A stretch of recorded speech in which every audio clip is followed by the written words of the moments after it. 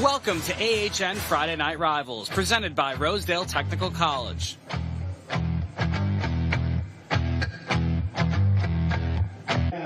From Ante Marino Stadium, it's week 7 of AHN Friday Night Rivals, presented by Rosedale Technical College. Tonight, it's a Big East Conference clash as the Gateway Gators host the first place Woodland Hills Wolverines. Hi again, everybody. Alongside former pro quarterback Kevin McCabe, I'm Darren Zaslow. Donnie Ray Blackwell is the third member of our team on the sidelines. Kevin, when these teams met last year, Woodland Hills beat Gateway by 1 point on a blocked PAT. You can expect more fireworks tonight, don't you think? Especially from Woodland Hills star Scoop Smith, the fastest man in the Whippeal, back-to-back defending Whippeal champion in track in the 100-meter dash, taking his talents to Miami of Ohio. Man, Scoop, whether he's signing autographs or scoring touchdowns, there's nothing Scoop can't do on the field. Coach calls him an elite playmaking machine. We'll see him on talent tonight. When Scoop gets into the Gators secondary, he'll face one of the Whippeal's best safeties, Carlos Diggs, a Maine commit who has earned 10 Division I offers. Yeah, we're really excited to see this matchup between a guy that has top-tier elite talent in the secondary to try to minimize his, Scoop Smith playmaking ability. That brings us to the Cindy Cohen School of Driving. Keys to the game first for the defending section champion Woody High Wolverines, 5-2 overall, 3-0 in the Big East Conference. Wolverines want to make plays in space, and then on defense, don't let those Gators get behind you. Yeah, Woody High has a lot of elite skill players. Figuring out who to get the ball, especially in space, they become really dangerous. And big plays on defense, if they can minimize the mental mistakes, big plays, make Gateway put offense together, they should be in good shape. Gateway's tied for 4th in the league. They're 2-5 overall, 2-2 in the Big East Conference. Gators want to sustain drives and get this Woodland Hills offense out of rhythm. You got to force their hand? Yeah, you know what? Coach Hall's ushering in this freshman quarterback. He's doing a good job, but they need to stay on schedule. That'll be big for them defensively. I mean, look, they need to bring pressure. They need to take away Scoop. We need to put our hat into something and see if they can make a play defensively. Those are your keys to the game, brought to you by the Cindy Cohen School of Driving, driving by the best. When we come back, let's go to work. Woody High, Gateway, kickoff next on 22 The Point.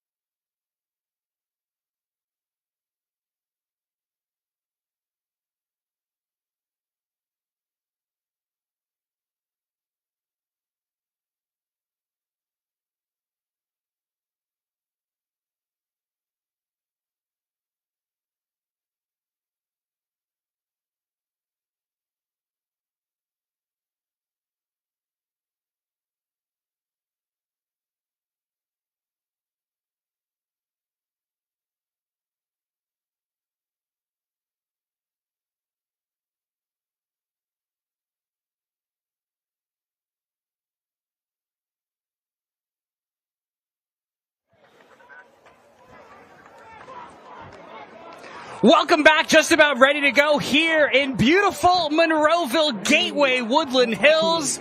Ready to do battle here in Big East Conference play. Woodland Hills 5-2 on the season, 3-0 in first place in the league. Gateway 2-5, 2-2 in league play. Darren Zaslow, Kevin McCabe, Donnie Ray Blackwell. Ready to rock and roll here on a beautiful night, Kevin, for high school football. You should see the view we have here from the press box, looking out, got the city backscape, beautiful fall night. ready to watch some good football with you, DZ. Yeah, looking forward to it. I mean, Kevin, the sunset view that you have here, picturesque. Yes, it's in the a fall, word. man. Yeah, two good teams on display here tonight. Going to see some action for sure. Woodland Hills coming off a 50-14 win over Armstrong last week. Gateway lost 33-23 at Penn Trafford a week ago, despite leading by 16 points at halftime. Woodland Hills in first place in the league. Gateway tied for fourth. Kevin, this is do or die for the Gators, knowing that the top three teams in each of the three 5A conferences make the playoffs, and then there are three wild card teams that are up to the Whitfield Steering Committee. Yeah, like you said, backs are against the wall. It starts here tonight. Fataki kicks it away, and Gateway going to get some excellent field position off the Medicare Specialists of Pittsburgh. Opening kickoff, Medicare Specialists of Pittsburgh. Medicare made easy.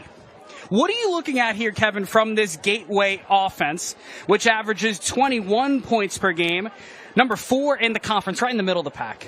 Yeah, you know, they ushered in a freshman quarterback taking over for their starter that was injured earlier this year, Elvis. You know, he's done a great job. Coach Hall, one of the best offensive innovators in the Whitfield, from Mason Mitchell's a quarterback right now. And a lot of screens, a lot of misdirection, a lot of pre-snap movement, trying to outflank the defense.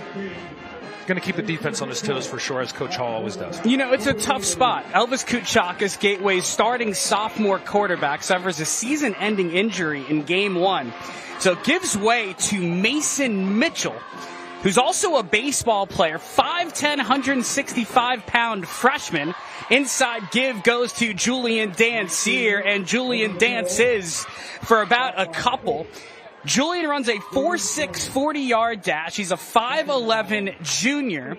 3.0 GPA, has rushed for 421 yards and a touchdown this year. As you can see, the AHN Sports Medicine starting lineups. AHN Sports Medicine knows that no two athletes are alike, which is why they always deliver personalized plans. Call 412 Doctors to book an appointment and go next level with AHN Sports Medicine.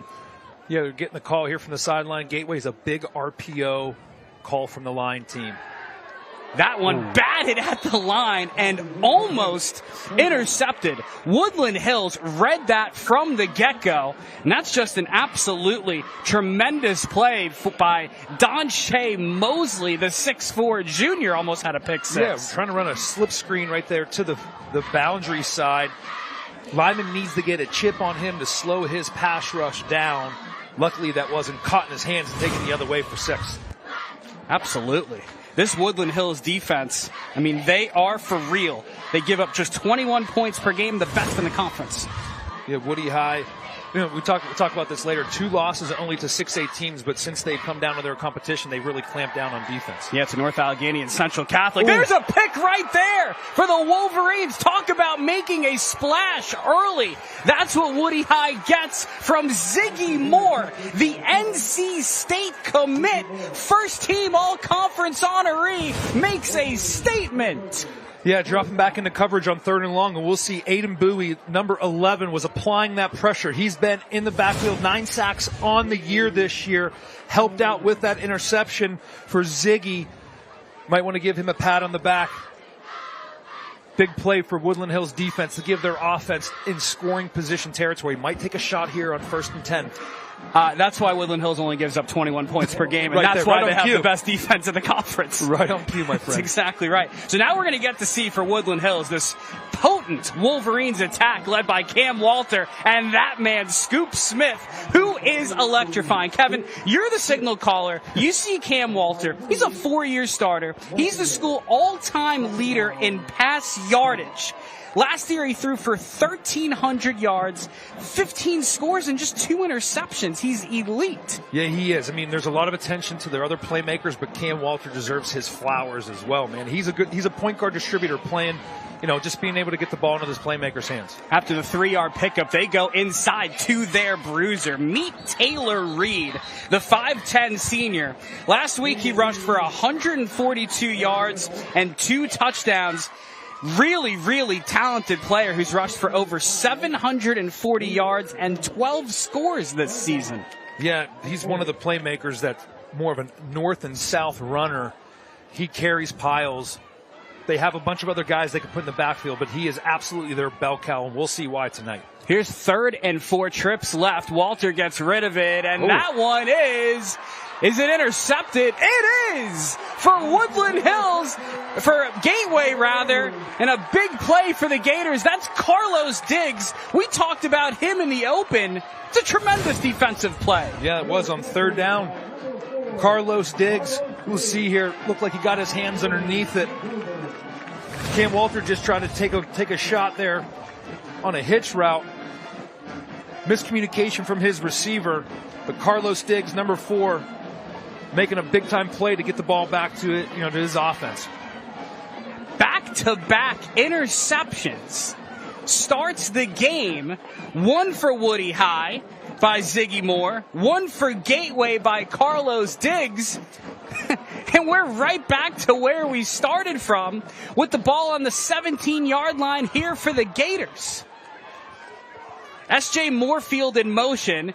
They want to get him the ball any way they can. Double pass. It's dangerous. And that one is broken up. Probably should have been intercepted. Give the Gators credit trying to get creative, but maybe a little too creative, Kevin. Yeah, Coach Hall likes to have some trickery in his offense right there. Looked like it was ran that orbit motion, and they threw a bubble screen. They had it there if they could protect and were able to get the throw off a little bit earlier, but good job of breaking up that would-be interception. We said we were going to see fireworks. Early on, we are. Last year's game, Woodland Hills won, you're right, 28-27 on a blocked PAT. And tonight we've had similar excitement early on and a big run for Gateway. It's Julian Danseer. Runs a 4.640, putting those wheels on display. He picks up the first down. It's brought to you by Gannon University. Over 100 different degrees, 57 undergrad programs, and more. Visit gannon.edu to learn more. And head coach Brian Tarrant probably not too happy about that one. No, not at all. Gateway getting a good push up front. And the Gators want to play quickly.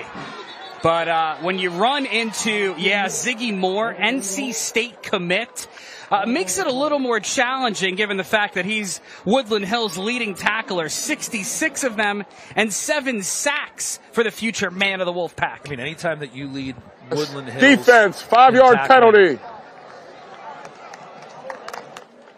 So we get to hear it from tonight's head referee, Bill Beener. And looks like just offsides. Yeah, we'll see a lot of tempo tonight from Gateway, trying to mix things up, especially as a young quarterback, trying to play ahead of timing and rhythm, and trying to get Woodland Hills defense off balance, trying to continue to get some easy completions maybe on 1st and 10. We'll see what happens here on 1st and 5 after that penalty. Yeah, after the encroachment on Woodland Hills, moves the ball up to the 34 of the Gators. Mason Mitchell out of the gun. Going to give it off to Danseer, who has a hole, and Julian Danseer refuses to go down. Picks up yet another Gannon University first down. And Kevin, I think the Gators are finding some running room here so far against the league's best defense. Yeah, we talked about it earlier. Gateway's a huge RPO team. We'll see them get the call from the sideline if they do huddle on the ball, right? They like the numbers in the box right now. That's why they're running, their run game's clicking. And Danseer is he's a one-cut runner, gets upfield. You can see he's being really effective right now in that inside zone run game. Don Hull is the head coach of the Gators in his 10th year, 74-38 overall. Gateway missed the playoffs for the first time under Hull last year. This team has a chip on their shoulder, and Danseer going nowhere. Woodland Hills able to sniff that one out defensively as the tackle is made by DJ Dutrell, the 5'7" junior. See here on replay, really good job of swarming to the ball. Woodland Hills need to do a better job of wrapping up. They have shots of getting him down in the backfield, be able to wrap him up, if not, just hold him for the defense to come for the pursuit. How about some more trickeration? Mitchell's going to get rid of it, and that one is deflected right at the line of scrimmage. Woodland Hills not fooled by that for the second time, and Donshea Mosley with his second batted pass at the line of scrimmage. Man, it's coming. They're attacking from all over tonight right now, pulling all the tricks out. 3rd and 10 here for the Gators. Just about 4 minutes gone by in our opening quarter, where we've already seen interceptions thrown by both teams.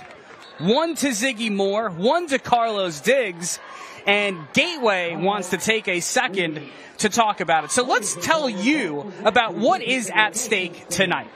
The meaning of this game. Well, Woodland Hills is in first place in the Big East Conference with a 3-0 record. They're one game ahead of Penn Trafford and Armstrong, who are at 2-1. Gateway is tied for 4th place with Kiski area with a 2-2 mark in the Big East Conference. 12 teams make the 5A Whitfield playoffs. 3 teams from each of the 3 conferences, plus 3 wild card teams selected by the Whitfield Steering Committee. 3 weeks remain in the regular season. And yes, Kevin, I've been throwing a lot of threes and numbers at you. For the team that's on your screen right now for Gateway, this is do or die. Mm-hmm. And for Woodland Hills, if you want to go win this conference again, like you did last year, you go win this game and you put yourself further into that driver's seat. As you just detailed it, there's a lot of playoff implications for the rest of the season, but this game also is a rivalry, very close communities, a lot of similarities between these schools as far as the culture and everything, so they're playing for a lot, not just playoff stakes, but just the inner rivalry. Here's 3rd and 10. Mitchell has all day. He can drink a cup of coffee back there, has to get rid of it, and it's caught. That's Dan Sear, who dances across the 50 and spins across the first down stick.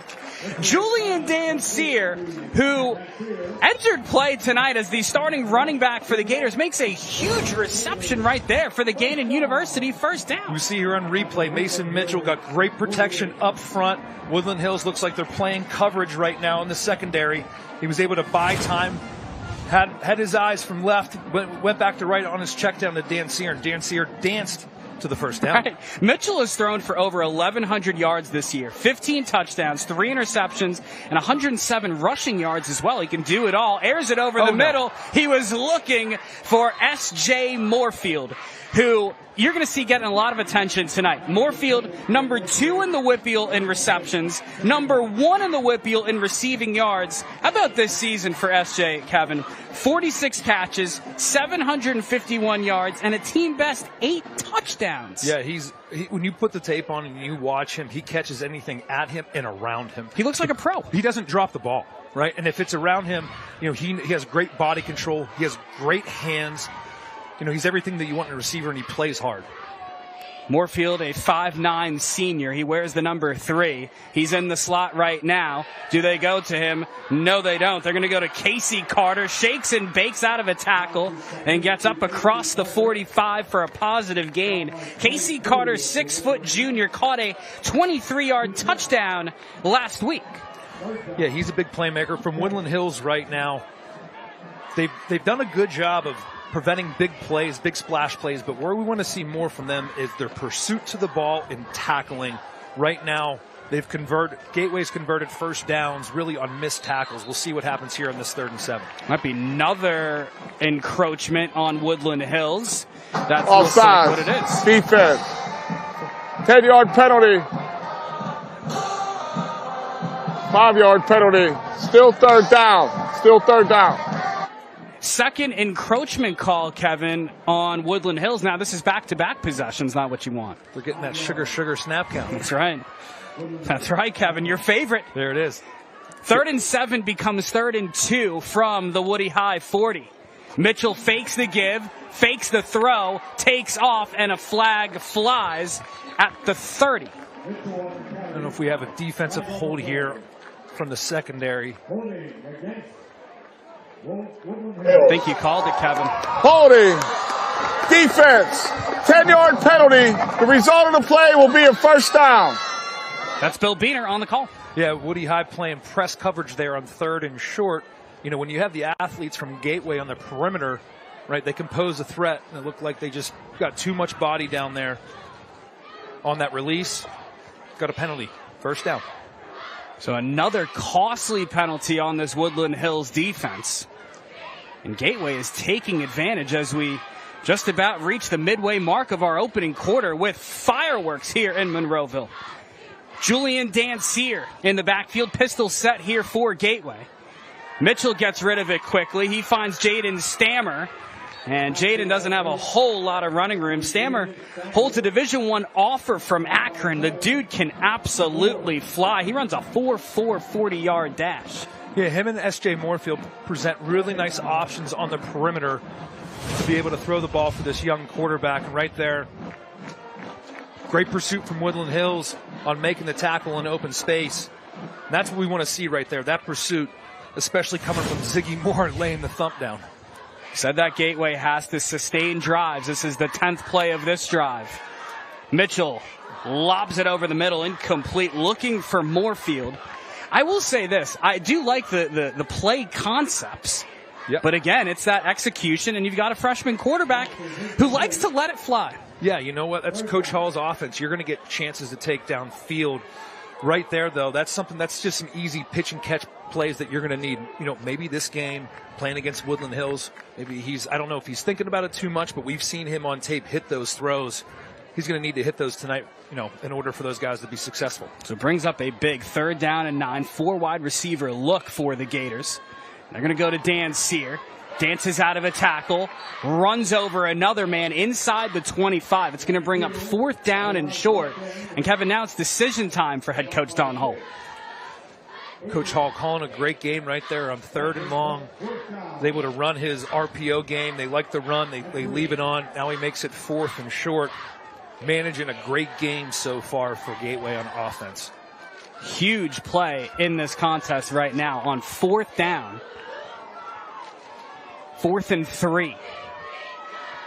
How do the Gators want to handle this? Try to get him to jump. They didn't jump. They're playing press coverage. Woodland Hills is against Gateway. We'll see if take a shot downfield here maybe. Or do you take your second time out? Play clock running under 5 seconds, and they do call that timeout the second of our opening quarter.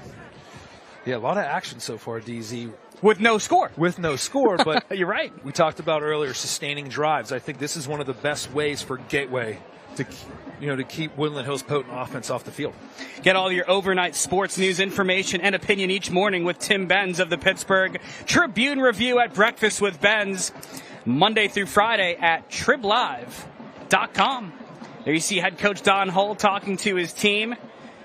Played running back at the collegiate level at Navy, fulfilled his 5 years of active duty in the Navy. Upon graduation, spent 3 years on a guided missile cruiser stationed in Norfolk, Virginia. Played at the Naval Academy in the 1980s, ended up being a lieutenant in the Navy before becoming a coach. Kevin, a leader of men. Yeah, he absolutely is. Every time we hear that when we do these games, it always amazes me. Here's 4th and 4. Mitchell buying some time. Pocket collapsing. Mitchell gets stood up and dropped down by Ziggy Moore. A huge defensive play for the Wolverines. Yeah, big stand there for Woodland Hills defense. Try to run some Gateway, try to run play action or some boot game into the boundary right there. They try to slip a running back out of the backfield. Did a good job of staying home and covering. Woodland Hills was able to stand up and make a play. How about Ziggy Moore? NC State commit, first team all-conference honoree, 66 tackles, 7 sacks to lead Woody High. That's why. Now, what do the Wolverines offense have in store with Cam Walter? Scoop Smith getting a touch. Look at Scoop run. That's what you don't want to have happen if you're Gateway. Scoop Smith, lights, camera, action for Mr. Scoop. 73 yards for Scoop Smith, the most electric man in the Whippeal, his 14th score of the season. Fireworks show. When he lined up in the backfield, you knew that something was going to happen with Scoop Smith in the play, and you could see his speed when he gets the edge and he gets his pads downfield. Lights, cameras, action. That's exactly right. Get your popcorn ready. Scoop Smith, school record holder in total receptions and receiving yards. That's why. And how about Woodland Hills striking early on the Scoop Smith score? 7-0 Woody High here on 22 The Point.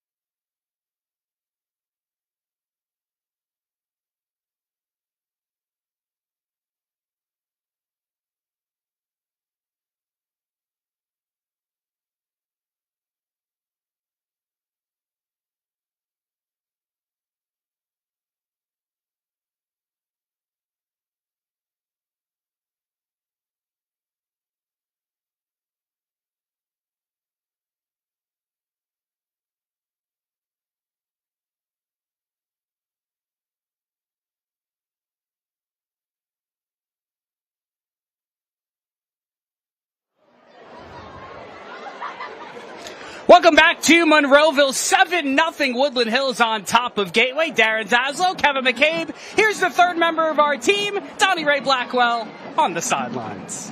Thank you, Darren. Now, Coach Don Hall didn't want to toot his own horn earlier on our call this week when he told us about our accomplishments, so I will be doing that for him. This past May, he was one of 7 coaches inducted to the Pennsylvania Coaches Hall of Fame. He was also named the head coach of the Big 33 game, where the top 33 players from Pennsylvania and Maryland will face off in the postseason. He said, you know, this award is nominated by coaches, so they definitely know what they're talking about. Now, it doesn't only mean that you've been coaching for a long time, but it also means that you've had some good players. And he has been coaching high school football for a total of 23 years and has led several programs to success. So he was very humble during our call, but this is a huge accomplishment for him. So congratulations to him and this Gateway coach. Thank you so much for that. I mean, we were just talking about Coach Hull here on this Medicare Specialist of Pittsburgh kickoff. Coach Hull, leader of men. I think those 3 words describe it perfectly.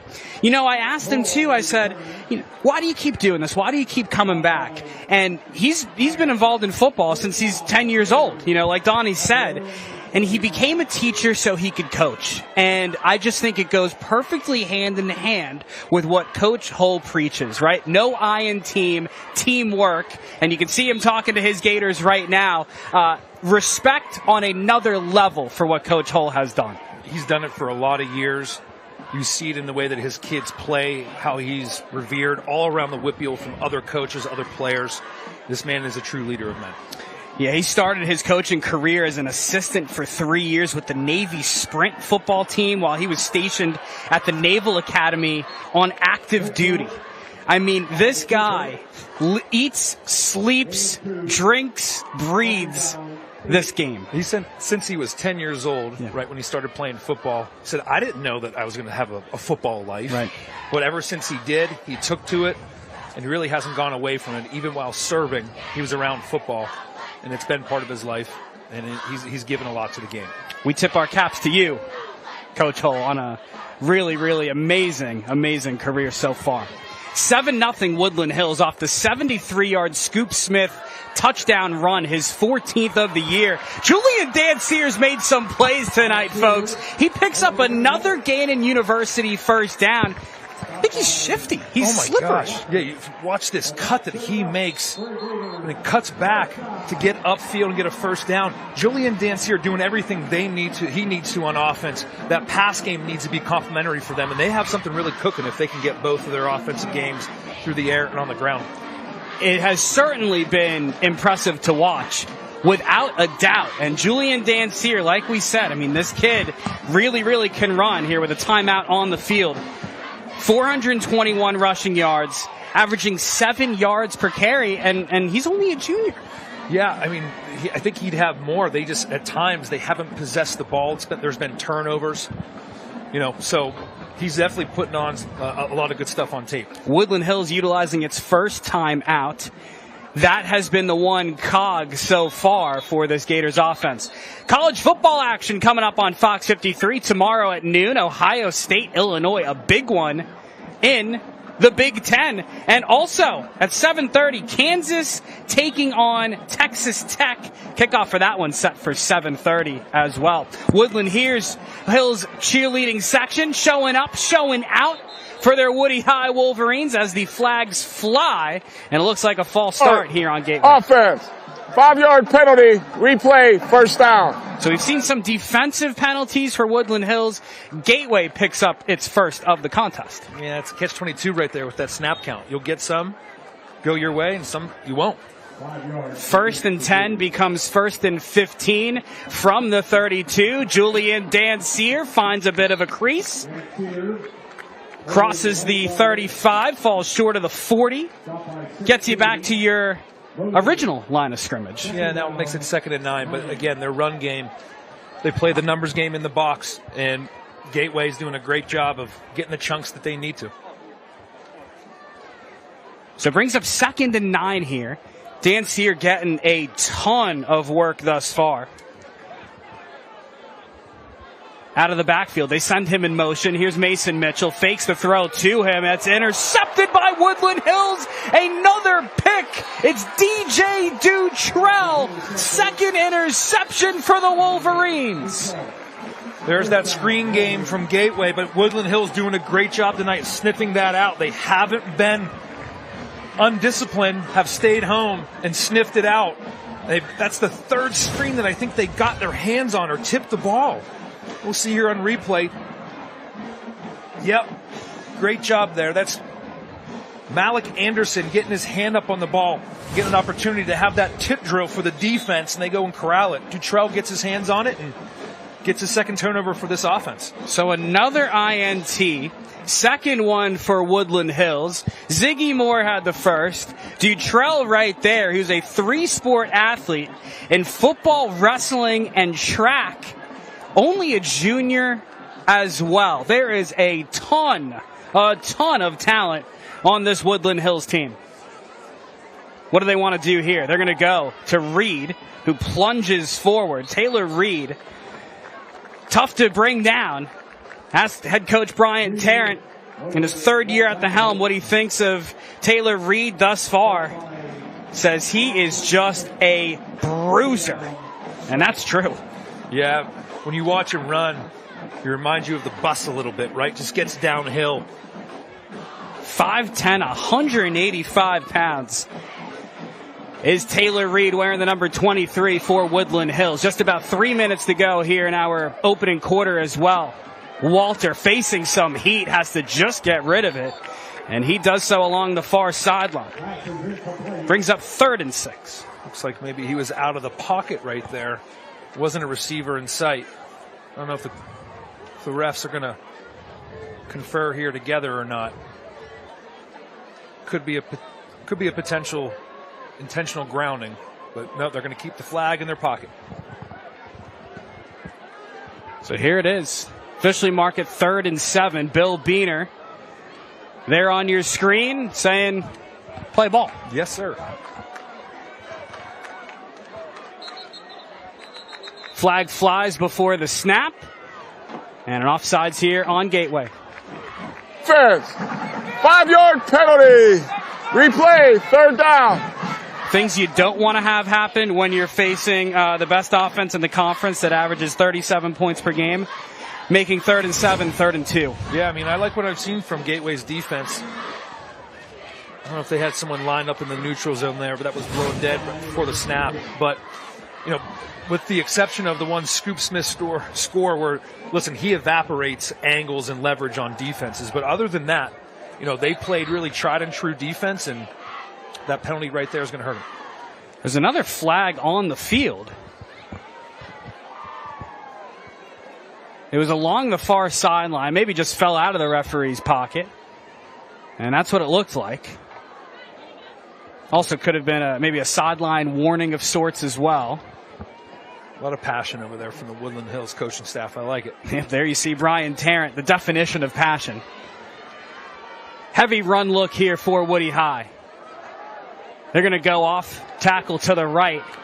And not a ton of running room. Gateway able to sniff that one out and force 4th down. That's Robbie Lewis June on the tackle. 6 foot, 280-pound senior and a 2-time all-conference honoree as well. Yeah, he's on the tackle. That was a swarm of Gateway defenders. Those guys, 8 guys that they have in the box right now, and you'd love to see what they're doing defensively against this Woodland Hills run game. Yeah, that was Ziggy Moore getting his first carry. They lined him up in the backfield. Now they'll split him out here to the tight end side. Reed in the backfield here on 4th and 3. What does Walter want to do? Gets rid of it quickly. Has Scoop Smith make someone fall down. Look at Scoop Smith inside the 10. This kid is electrifying. I tried to be Tony Romo there. I was going to say this one-on-one matchup to the field with Scoop Smith. Someone needs to give him some help. We see here he runs a snag route, runs an inside slant, then puts on the brakes and takes it back to the outside. Cam Walter puts a good throw on him, but Scoop Smith, what he does with the ball in his hands after the catch, DZ? He just made a defender fall. Talk about breaking ankles. Already has a 73-yard touchdown to his name so far. They go off to Reed, left side, plunging plunging, and falls forward inside the 5. It takes 3 Gators to bring him down, and Woodland Hills getting all it wants here tonight in the first quarter. Yeah, Woodland Hills right now getting some momentum, going quick on the ball. Expect something up the middle here. Who do the Wolverines want to go to this time? Back to Reed. And it looks like he's just short to the 1 to bring up 3rd and goal from the 1. They have a full house backfield right now with Woodland Hills. All 3 guys in their backfield are threats to be able to get the ball on any handoff. Reed, Dutrell, and Smith, they go back to Reed, plunges through. Touchdown, Woodland Hills. Taylor Reed with his 13th score of the season. And lo and behold, the Wolverines lead 13-0. Yeah, they punched that one in after Scoop Smith's big play on 3rd down. But Gateway's defense looked good up until that 3rd down. They shut themselves in the foot with that penalty. Big 4th down conversion from Scoop Smith right there. And then we see this punch in here on replay. We've seen that a lot from Taylor Reed this year. This is Danny Fataki to attempt the PAT. Kick is up. Kick is good. 14-0 Woodland Hills on top of Gateway right here on 22 The Point, the home of the CW.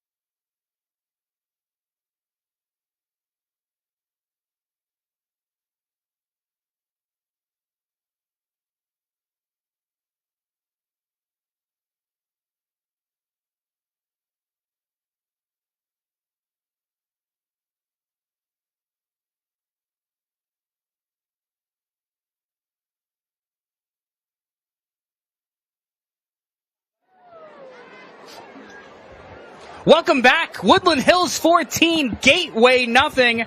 Taking a look at your scoring drive summary. It's brought to you by Rosedale Technical College. Rosedale Technical College, transforming trades education for over 75 years. Learn more at rosedaletech.edu. A bruising drive, 7 plays, 33 yards, 2:39 off that first quarter clock, Kevin, as the Wolverines take control early. Good Taylor Reed able to punch that in. Good job for Woody High there to be able to convert that 4th down, get the ball in Scoop Smith's hands. Look, he's so dangerous in space. Gateway's done a good job outside of being able to contain Scoop Smith, but they weren't able to hold him out of the end zone when they got close. Yeah, I mean, there's a reason why this Woodland Hills team is a contender in 5A, a top contender, if you will, with Peters and Pine Richland, and that is exactly why. Ooh. Kick going towards the far sideline. It's loose. Who has it? Gateway able to fall on it. And in the right place at the right time, Donovan DeLuco, the senior. Dangerous. Yeah, man, he brought the wood. Take another look. This is Prince Tarrant on the kick. The squib was perfect. Yeah, couldn't have played that any better. I think he was waiting for the ball to potentially go out of bounds. But Woody High coming down there with a vengeance, trying to look for someone to hit. Flag thrown at the 21. And it looks like it is It'll be down on Woodland Hills.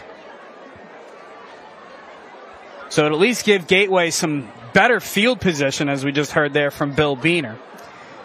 Instead of the 22, put it on the 32. See here in replay again. I don't know what the flag was for, if it was for a late hit, excessive celebration, whatever it was. Woody High definitely has the momentum right now, playing with their hair on fire both defensively and offensively now on special teams. Looked like may have been some helmet-to-helmet contact, too, leading with the head. Hard to tell from up here, but that's what it looked like on replay. Gateway here with at least some better field position, trailing by 14. 57 seconds left in our opening quarter. Can the freshman Mason Mitchell find his groove? They go to Dancier with a burst. Julian Dancier across midfield inside the 40. A Gannon University first down for the Gators. Well, Gateway doing a great job up front with their inside zone run game. You can see right here, Dancier just punctures the defense for a huge first down run. He's been on fire tonight. A 30-yard pickup for Julian Dancier. Kevin, when he hits that hole, you just see the back of his jersey. Yeah, you do. He's dancing downfield. That's exactly right. We're rolling that. 30 seconds left here in our opening quarter. S.J. Mortfield, the man in motion. Do they want to give it to him? No, they go back to Dancier. Look at Ziggy Moore again. The suplex. Look at this kid. Looking like it's WWE out there. The Gator right there who was flexing was basically embodying the man wearing the number 7 for Woodland Hills. NC State commit Ziggy Moore, who is built like a truck. And that will send us to the end of our opening quarter. We've had some fireworks here in Monroeville. Woodland Hills on top of Gateway, 14-0 after 1 here on 22 The Point.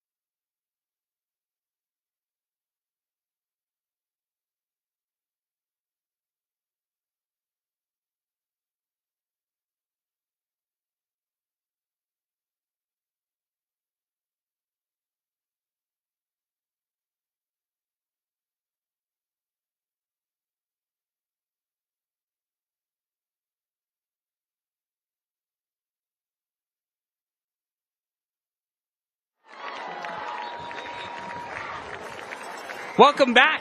14-0 Woodland Hills on top of Gateway. And in a flash, Gators picking up a big first down right there. Mitchell to Dancier, who we've seen Kevin make a few catches here tonight. And Julian Dancier doing it out of the backfield and at receiver. Yeah, he's been the bulk of their offense tonight. Look for other ways to get the ball in his hands. How about a carry for Julian as well? Not a whole lot of running room right there as a flag is thrown at the 31. Offense, 5-yard penalty, replay, first down. So that'll set the Gators back. And again, Kevin, we've seen just penalties at inopportune times, and it's week 7. And this is crunch time. Yeah, and they're pre-snap penalties, which probably drives Coach crazy. Whether they're false starts, offsides, just procedural penalties with lining up incorrectly that put you behind the 8 ball, especially when you're down 14. 1st and 15 Gateway from the Woody High 30. 4 receivers set. Twins left. Twins right here for the Gators. Dancier in the backfield. And a whistle. And it looks like delay a game. Ooh. Back-to-back penalties for the Gators. 5-yard penalty, replay, first down. doesn't help. No, it doesn't, especially coming off a penalty. You don't know what the play call was, but sometimes teams just run it back whenever you had a procedural penalty from the play before. But now 1st and 20, Woodland Hills can play coverage a little softer. Expect them to run the ball here. See what Mason Mitchell wants to do. Fakes the give. Fires it over the middle. Intercepted by Dutrell again. His second pick. DJ. That's my DJ. And Dutrell returns it into Gators territory. Big play. The Woodland Hills defense coming back again, putting their hands on the ball. Got to be happy with the turnover. Playmaking ability from Woodland Hills defense. We could see here on replay. Gateway just took a shot downfield off of play action. As we said, Woody High was playing coverage. Looked like he forced it. Dutrell was right there in coverage to make another play. Turnover number 3 for the Gators. That's hard. Not only is it hard to come back from, but you're trying to find your offensive passing game. They felt like, maybe we could take a shot there on 1st and 20, but haven't had a rhythm throwing the ball tonight for Gateway yet. Here's Scoop Smith, the electric man. Look at him go. Loses the ball, able to re-corral it. He falls on it. Gateway there all over that one. Got to the edge and sealed it off. Yeah, they try to get Scoop on a reverse. Like what you saw there from Gateway, sealing the edge. They had to contain. It looked like what he does a lot of times is reverse field. We thought, oh, here comes the wall, here comes the magic, but Gateway able to corral him. During the 4th quarter of tonight's game, we'll be highlighting the school bus stop of the game. Law in every state requires drivers to always stop for a school bus when the stop arm is out and the red lights are flashing. That's coming up in the 4th quarter. Tonight's school bus stop of the game. We got a few of them, a few picks to choose from. Walter fakes the give, flushed out to his right, gets rid of it towards the far sideline. Smart play. Woo. Yeah, a lot of pressure off that boot play. Looked like they brought a corner blitz to the boundary. And they had Landon Aiken streaking down the field uncovered, but really hard for him, for Cam to be able to put his foot in the ground and see all the way to the backside on the left side of the field. But good job for Gateway to be able to force that. Special thank you to our wonderful sponsors for their support of Season 11 of AHN Friday Night Rivals, presented by Rosedale Technical College. Thank you for making this program possible. 3rd and 15 here for Woodland Hills. From the 50, Walter takes the snap, facing heat immediately, hurls it deep, diving catch, no. Had a man, too. And it falls incomplete. He was looking for Landon Aikens, who entered play with 16 catches for 190 yards and 2 scores. Looked like the ref was ready to signal him in. Thought he had the ball initially. No. If he would have caught it, he would have been in bounds, but throw took a little too far outside. Prince Tarrant will punt it away, the son of 3rd-year head coach Brian Tarrant. Prince holds Division II offers from Wheeling, Cal U, and Clarion. Stands at his own 36. And a whistle before the snap. We'll hear from Bill Beener.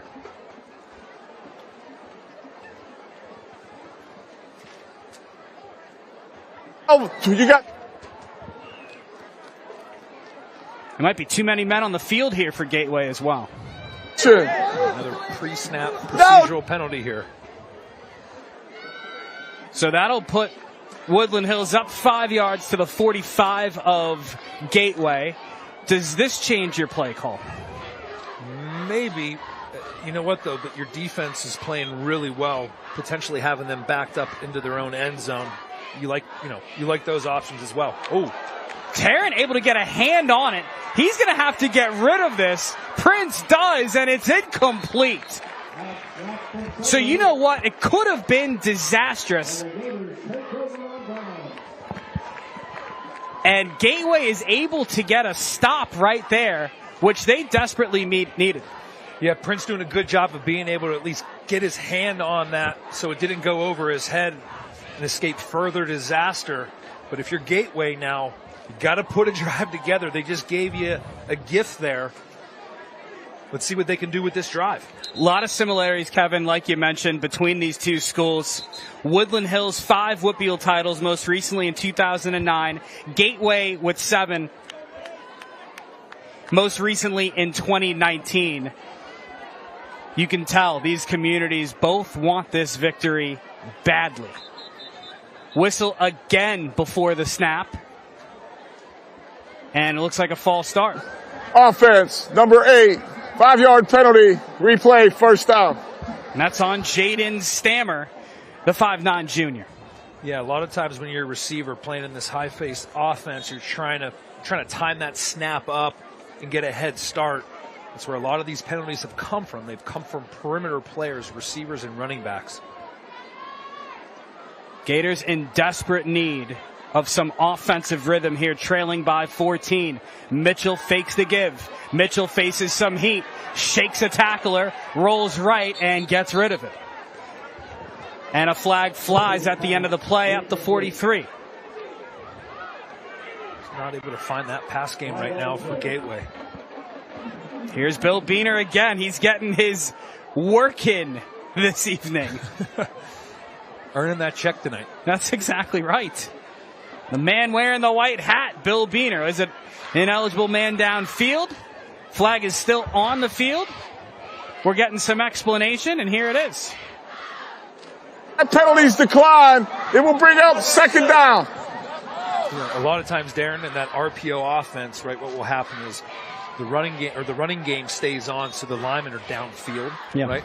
Has to be a quick throw after that. So when you escape the pocket, there's potential for linemen downfield in that scenario. Yep. Woodland Hills declining that ineligible man downfield call. Brings up 2nd and 15 here from the Gateway 40. Here's Mitchell again, surveying the defense. Has all day. He can take off, and he's just going to get rid of it. So, Kevin, let me ask you this. Is that essentially a coverage incompletion, if you will, or is it just too late in the route tree almost to make that decision to throw the ball? Well, Follow what I'm saying? No, that was, I think, a play action. It has to happen quick. The longer that it develops downfield, the more the opportunity for the defense has to cover, right? So, got to see the ball out of their hands quicker. They had some throws earlier tonight in their quick game, just didn't connect on the throw. So now it's 3rd down. You're kind of forced to throw the ball downfield in the air. You mentioned trying to get the ball to S.J. Moorfield, the leading receiver in the WPIAL. I don't think he has a catch tonight. That's right. Mitchell again fakes the throw, faces some heat, gets rid of it, and again, Woodland Hills is just all over these pass attempts. Give their secondary some flowers. Yeah, you know what? And it helps whenever you're 1st and long from a penalty or 1st and 20. You can play more coverage. They ran the ball great tonight. Gateway has on 1st and 10. So if they can get them in those situations where you gash them on 1st and 10 to make it 2nd and short, you play a one-high safety, you get more advantageous throwing looks. Jackson Michaelandrich will kick it away here for Gateway. Back deep is Scoop Smith and Prince Tarrant. And if you're head coach Don Hull, you are probably saying, do not kick the football to Scoop Smith. He just gets it away. This is actually a fantastic punt from Michaelandrich. The freshman does the job. Injury on the field for the Wolverines. And Woodland Hills will take over from their 20 when we come back. 14-0 Woody High over Gateway here on 22 The Point.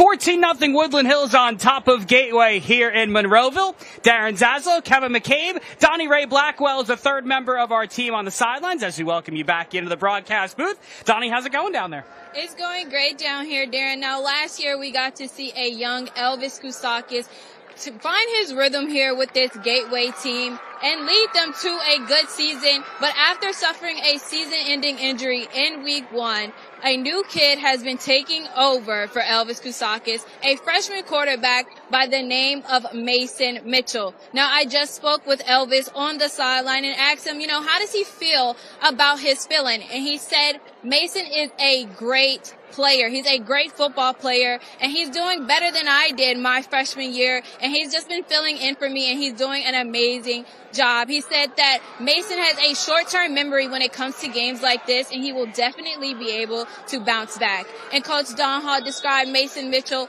as a very detailed guy who would do anything it takes to be prepared to be that guy for this Gator team. Back to you, Darren. Donnie, thank you so much. Bobbled snap doesn't result in total disaster here for Woodland Hills as Walter able to corral it. How about Mason Mitchell, Kevin? I mean, look, you're a freshman. You are thrust into the leader of this team at the quarterback position. He's thrown for over 1,100 yards, 15 touchdowns, 3 interceptions. And you know what? He has Gateway in the bubble mix, if you will, for a playoff spot if they can find a way to come back tonight. And he's really progressed as the season came along. Big performance last week, so he's starting to find his groove. Tonight has been off a little bit, but so far you have to love the progress from a freshman quarterback. Walter getting rid of it to Reed, and a tremendous tackle for the Gators. That's exactly what Gateway needs, a big stop. It's Michael Burrows, who goes by the nickname Fats, and he is all over it. How about Fats Burrows? Fats Burrows, I love that name. That's an all-WPL name right there.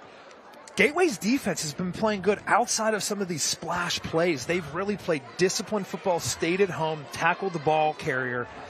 Man, it's just that, got to play complementary football with the offense there as well. This is 3rd and 15 for Cam Walter. Wants to take off, and he goes down immediately. The Gators again getting some splash plays on that defensive side of the ball. It's a tremendous stop. That's exactly what Gateway needs. Wendell Hall on the sack. And Woodland Hills is forced to punt it away. See here on the replay, Wendell Hall get what we call there. That's a coverage sack. Great job, Gateway, playing some coverage there in the secondary. Up front, the Gateway front being active and being able to corral Walter down, force a 4th down. Prince Tarrant will kick it away. He does. Nice punt here for the Wolverines. Caught by S.J. Moorfield. Spins out of 2 tacklers, trying to make it 3. And Gateway going to take over in plus territory. Oh, man. S.J. Moorfield. That is a lot of cojones right there to be able to catch that ball, right? He holds a Division III offer from Baldwin Wallace. First team all-conference honoree is S.J. Last week against Penn Trafford, 13 catches, 180 yards, and 2 scores for S.J. Moorfield, who, look, you know what? May have been about a return of 5 yards or so. Looked good on TV. Oh, my gosh. Just catching a punt is challenging enough, let alone having a guy barreling down on you and then making him miss. Yeah, you could see why we need to get the ball in his hands more on offense. He can really make you go. So can Gateway find a rhythm offensively? Mason Mitchell on the keeper, going nowhere. It's Woodland Hills defense. They are just so talented at all levels. On the stop for the Wolverines, Jaden Jones, the 5'9 junior. Yeah. I'll tell you what, that run game for Gateway is doing a good job on 1st down. That time, Mason decided to keep it. Thought he had something on the edge. Minimal gain there for Woodland Hills, stopping them short. Only a pickup of 1, and Dan Sear running into multiple Wolverines. And guess who? That's the guy you don't want to run into. You want some more Ziggy Moore. Yeah, and Aaron Bowie there coming from the backside as well. There's a lot of team speed on Woodland Hills defense. They do a great job when they're able to pursue to the ball and stay disciplined. It's really hard to cut back against this team. You have to be more of a north and south runner. 3rd and 12 here for the Gators. From the Woody High 46. This is the biggest play in the game so far for this Gateway team. 4 receivers set as well.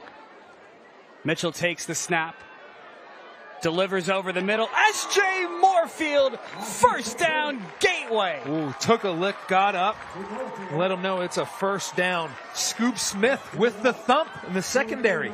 It's a first down brought to you by Mr. Reuter Plumbing. Mr. Reuter Plumbing, a neighborly company. That's what Mason Mitchell can do, man. He can make great deliveries like that. Yeah, he does. Nice little touch on the ball to be able to get the ball to turn over top of that linebacker and before the safety. Great job of making that big play on 3rd and long. Pickup of 21. Mitchell again facing some heat. Gets rid of it to the far sideline. And incomplete, looking for S.J. once again, who holds a Division III offer from Baldwin Wallace. Yeah, Landon Aiken's doing a good job of staying connected to S.J. there. Felt uncomfortable a little bit. Woodland Hills was able to apply some pressure, force him out of the pocket, so he didn't make a clean throw. Looking for the best high school football highlights and analysis, the Whitfield Insider Recap Show hosted by Carlo Zofko. It airs Sunday nights at 11 on 22 The Point. Give him a follow on X at Whitfield_Insider. 2nd and 10, Gateway. From the Woodland Hills 25. Mason Mitchell, the freshman, delivers over the middle. It's caught. Tyree Gowder into the 5 and marked down at the 1. It's a great play, a pitch and catch to give Gateway some momentum to the 1. Yep, there you go. That's their offense right there. Protect. A lot of in-crossing routes. Was able to hit Tyree on that in. And you see what happens with the ball in his hands. He was able to gash him and get the ball into the 1. Looks like, yeah, it's marked at the 1, knocking on the end zone right now. Tyree Gowder entered play with 11 catches for 193 yards and 2 touchdowns, was 1 yard away from his 3rd. Gateway needed a response on this drive, and they're 1 yard away from getting it, but they got to punch it in. They're going to give it off inside, and a score for the Gators. It's Layman Bates, the 5'8 junior, cueing the light show in Monroeville. Yeah, we got a game now. That's a big answer for Gateway. Coming back, putting a drive together. Huge 3rd and long conversion from Mason Mitchell. Now they take the ball inside the 1 and punch it in. We'll see here on the replay. Great push up front. Body. You like to see that Gateway's offensive line finishing in the end zone with their running back. So Bates punches it in from 1 yard away. Jackson Michael Landrich, the freshman, on to boot the PAT, which he does. Coming up is the RE/MAX Select Realty halftime report here. After 5:11 goes by in our second quarter, it's 14-7. Woodland Hills on top of Gateway.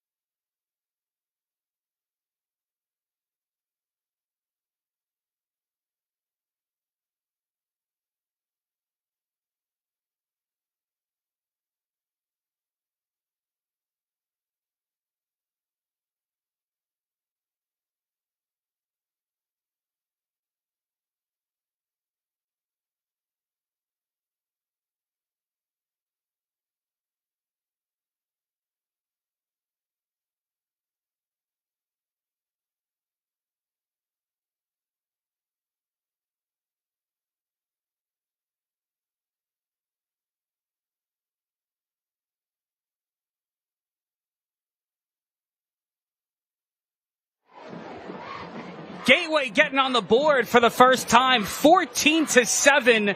Woodland Hills on top. That Gateway scoring drive summary brought to you by Rosedale Technical College. 6 plays, 43 yards, 220 gone by, Kevin, and a big response for this Gateway team. playing for its lives against a great Woodland Hills head coach in Brian Tarrant.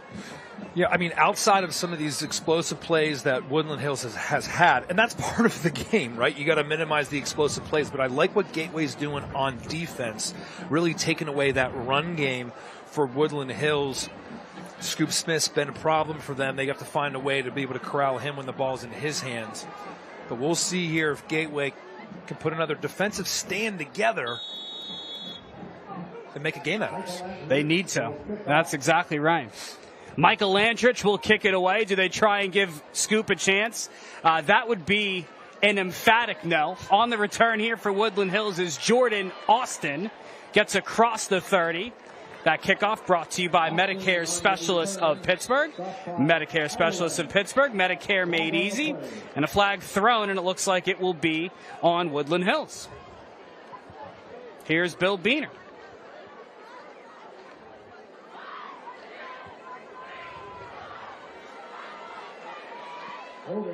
First down. So that'll set Woodland Hills back. Yep.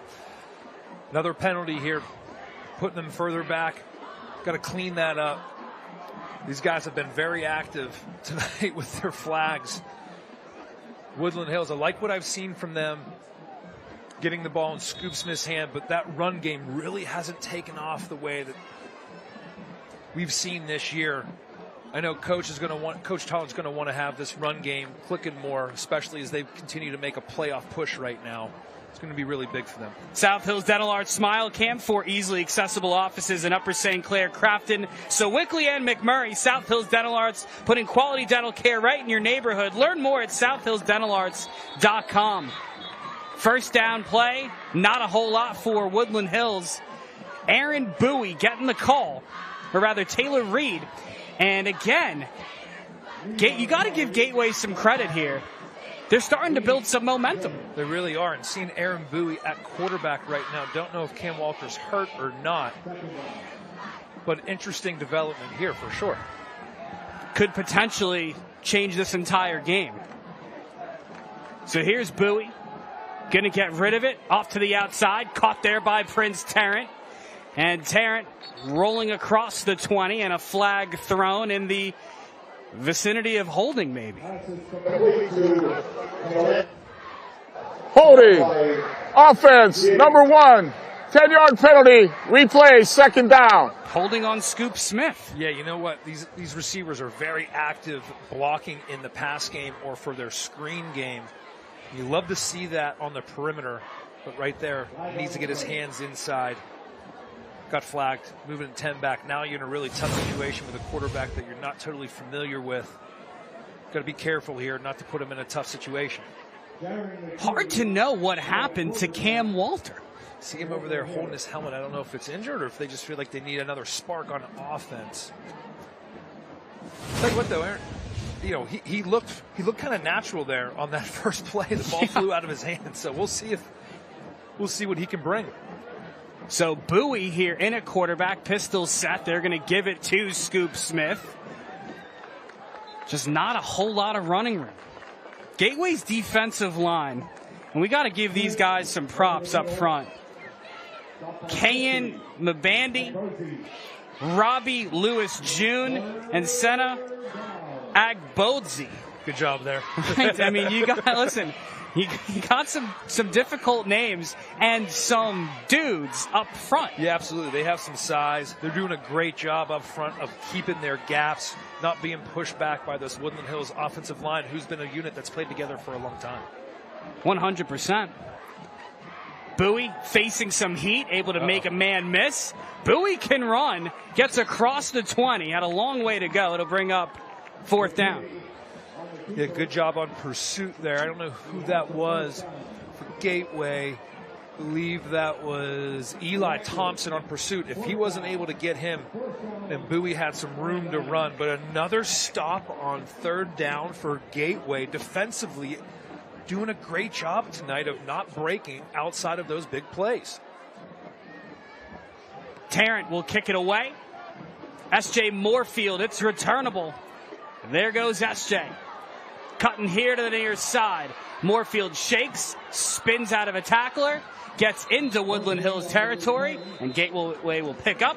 But we come back after this. 14-7, Woodland Hills on top of the Gators here on 22 The Point.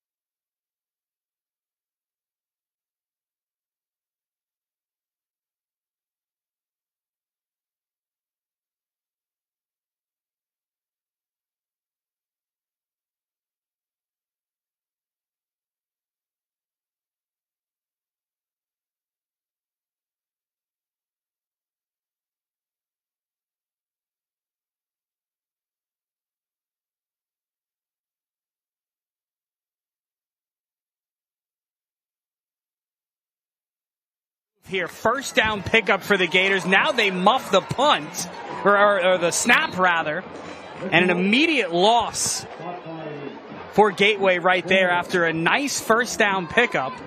And Mason Mitchell just unable to corral the snap. Yeah, Mason Mitchell doing a good job on 1st and 10, gashing the middle of the field again in that soft spot in the zone. And then again, just self-inflicted wounds, whether it's penalties or these small little things. Fumbling the snap, they just have to clean up if they're going to beat a good Woodland Hills team and try to make this playoff push. And then it results in a loss of 8, costly, bringing them back to the 39 here of Woody High. Mitchell getting rid of it quickly and almost intercepted. What a defensive play. Once again, look how long this kid is. Don Shea Mosley at 6'4", almost had another pick at the defensive line spot. That was another screen. They try to run to the boundary to the receiver, a little slip screen as they call it. I haven't seen them not get a hand on the ball from Woodland Hills on their defensive front when they were running their screen game. Yeah. That's such a huge part of Gateway's offense, especially to slow that pass rush down. But they've been sniffing it out. You've got Mitchell at 5'10", trying to throw over top of 6'4" Mosley. S.J. Moorfield here on the reception from Mitchell. He's got a long way to go and doesn't have a whole lot of room to do so. Man, that drive had some promise after that first and 10 completion. And now 3 plays just kind of fell on their head. Especially as this clock's winding down right now at the end of the half. If I'm Gateway, I'm taking my time right now. I'm not snapping this until the play clock's run down. Looks like they're keeping their offense out in the field. I don't know if this is a pooch punt situation or not. Trying to get a free play. Snap it. Woody High jumps. Size, defense, 5-yard penalty, replay, 4th down. So 4th and 14 now. Woodland Hills gets the ball at half easy. Right. So big situational football moment right here. You don't want to, I like them being aggressive right here. We're playing for broke right now, right? Trying to get into the end zone. Got to get into the playoffs. You got to go win it at the same time. Your team's 14-7. Don't give them good field position right here, especially since you don't get the ball back at half. From the 36, they fake the give to Moorfield. Mitchell has all day, and it's incomplete. Looking for Casey Carter, and guess who? It's the man who's everywhere, Scoop Smith on the defense. Lots of great college football action coming up tomorrow on 22 The Point. Stanford takes on SMU tomorrow at noon, and that game is followed by Wake Forest traveling to take on Oregon State tomorrow at 3:30. Both those games kicking off on 22 The Point. Football. Talk about a good football play right there. Scoop Smith on 4th down, staying home. They try to slip a crossing route back into the boundary. Did a play action. Looked like they were taking a shot to the field side. Scoop Smith staying home to break up that fourth down conversion right there for Gateway. So we've seen these defenses really stepping up here recently. Walter back into the game, gets hit, dropped, and the ball is out, and it's recovered by the Gators. Falling on it for Gateway is Eli Thompson, the freshman. Huge. This defensive front for Gateway, they deserve their kudos tonight. Sina Agabozi. What am I? That's right, Kevin. Right. I think, you got it. You let me off the leash there, but look at this on replay. Did a good job, man, just beating his man on the pass set. And then Eli Thompson there to be able to fall on it. The Gateway defensive line right now is played through the roof. Lights out, but can they cash in with under 1 minute to go in the second quarter? Huge play from Thompson, but the Gators have to bring it home. Trailing by 7. Oh, no. Snap under the legs of Mitchell. S.J. Moorfield falls on it, turns nothing into something, and gets hit late out of bounds. Tymir Walker hit him late, and disaster turns into prosperity for the Gators. Yeah, we saw that from up here. S.J. Moorfield did a great job of turning nothing into something. And you just got to pull up right there for Woodland Hills. Again, just another Tymir Walker. I love it. He's trying to pursue him, but you just have to be smarter there to the sideline. Use it as your friend, knowing that he's going to go out of bounds. Don't need to make that hit, young man. We're going to hear from Bill Beener about what the damage is with 47 seconds left and a long discussion. You would assume, Kevin, the late hit is coming, but is there something here on Gateway? Oh, I tell you what, he threw the hat, right? So it's his second flag. I think that might be offsetting penalties. I don't know if it's a sideline warning from Gateway, but there's definitely on both sides right now some type of off a snap that went through Mitchell's legs. Yeah. Again, just a little sloppiness that we've seen from both of these teams. Need to clean it up as they get down the stretch. Just 3 weeks left in the regular season.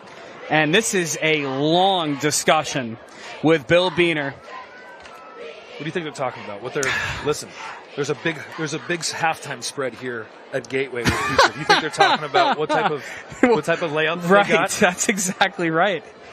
The things you never knew you needed. We got personal foul, defense number 4, unsportsmanlike conduct, offense number 19 for coming off the sidelines. Those penalties, live ball, dead ball. The spot's going to be right here. Bill, you know what, man? Bill Beener's had a day. It's on Carlos Diggs of Gateway.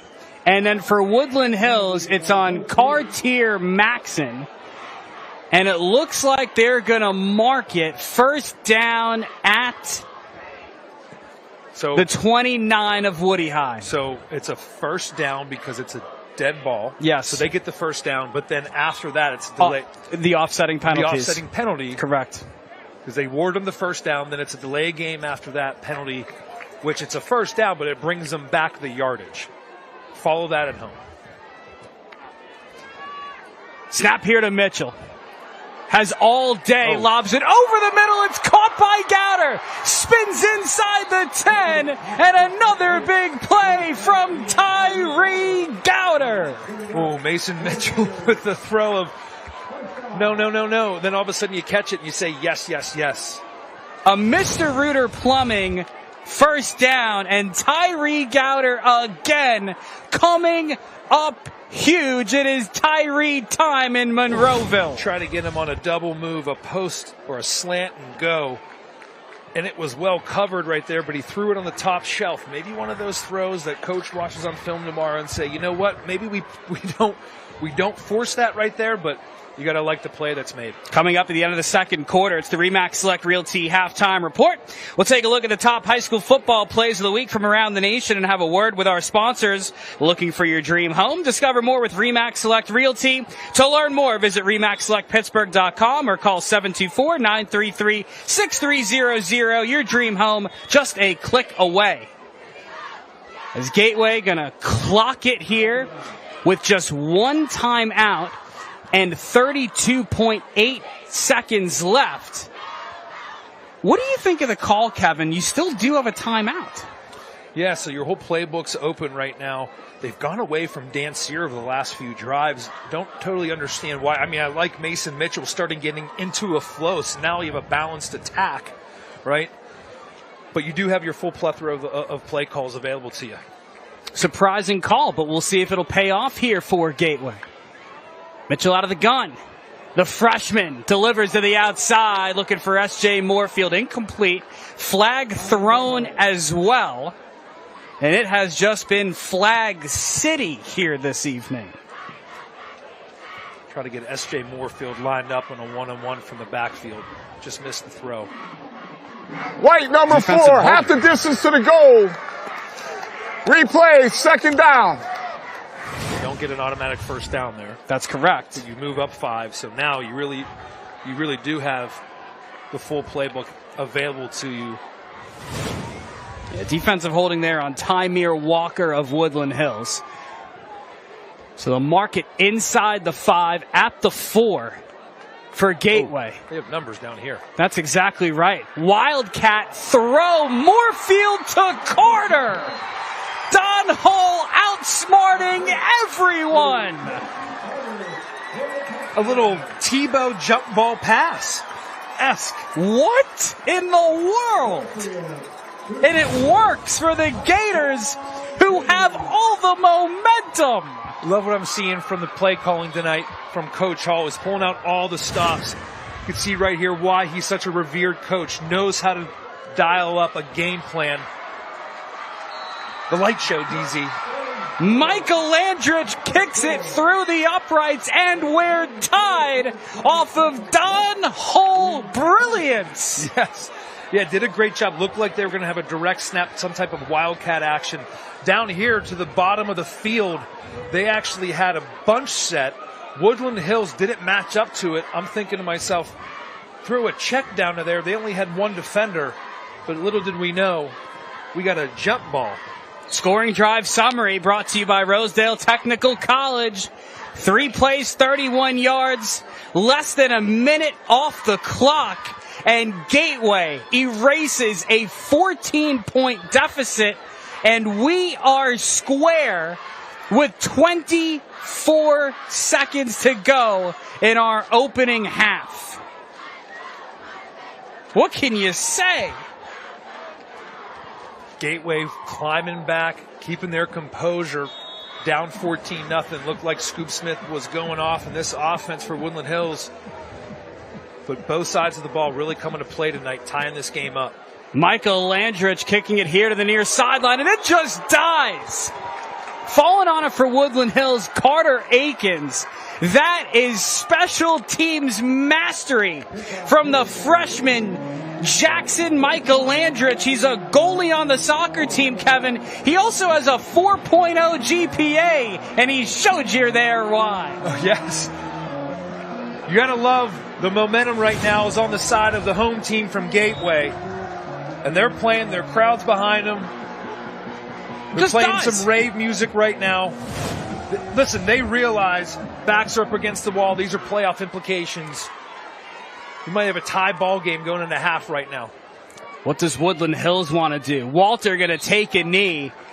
Wolverines will wave the white flag as we tick down the final seconds of our opening half. What a game so far. What can you say? Yeah, it's been back and forth. Woodland Hills goes up now. Gateway answers. Got to like what you see from that offense from Gateway. Found their passing game to bring them back. They have that run game that they showed as well. Woodland Hills is going to need to game plan themselves, play a much cleaner half if they want to come out victorious here tonight. What a tremendous comeback here from Gateway. Tied at 14. Here's Donnie Ray Blackwell with Gators head coach Don Hull. Okay, Coach, so a great way to go into the half. You all were able to pick up on offense. What do you want to see from this team in order to close out this win tonight? Well, I love what our defense is doing at the line of scrimmage. We gave up one big play, and we made a bunch of big plays. So if our defense can keep them behind the sticks, I really think it puts them at a disadvantage. The other piece is that we just need to be a little more consistent on offense and pretty obviously just quit turning it over. All right, thanks so much, Coach. Good job. Back to you, Darren. Thank you so much, Donnie. There's a happy head coach Don Hull of the Gateway Gators. Gateway erases a 14-point deficit. We're square at 14 as we head into the halftime break. Coming up, the RE/MAX Select Realty halftime report. That's next on 22 The Point.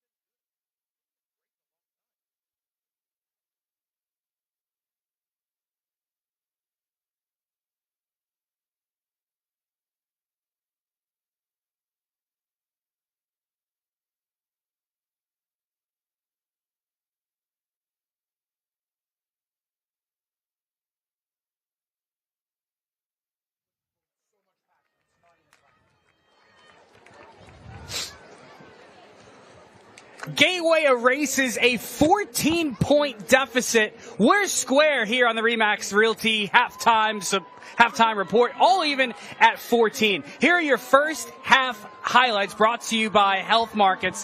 Health Markets Insurance Agency, providing you protection for life. Woodland Hills started this game on top, 14-0. Cam Walter finding Scoop Smith, and Scoop Smith doing things like that. Yeah, open space, Scoop Smith, that's a problem. He is absolutely elusive.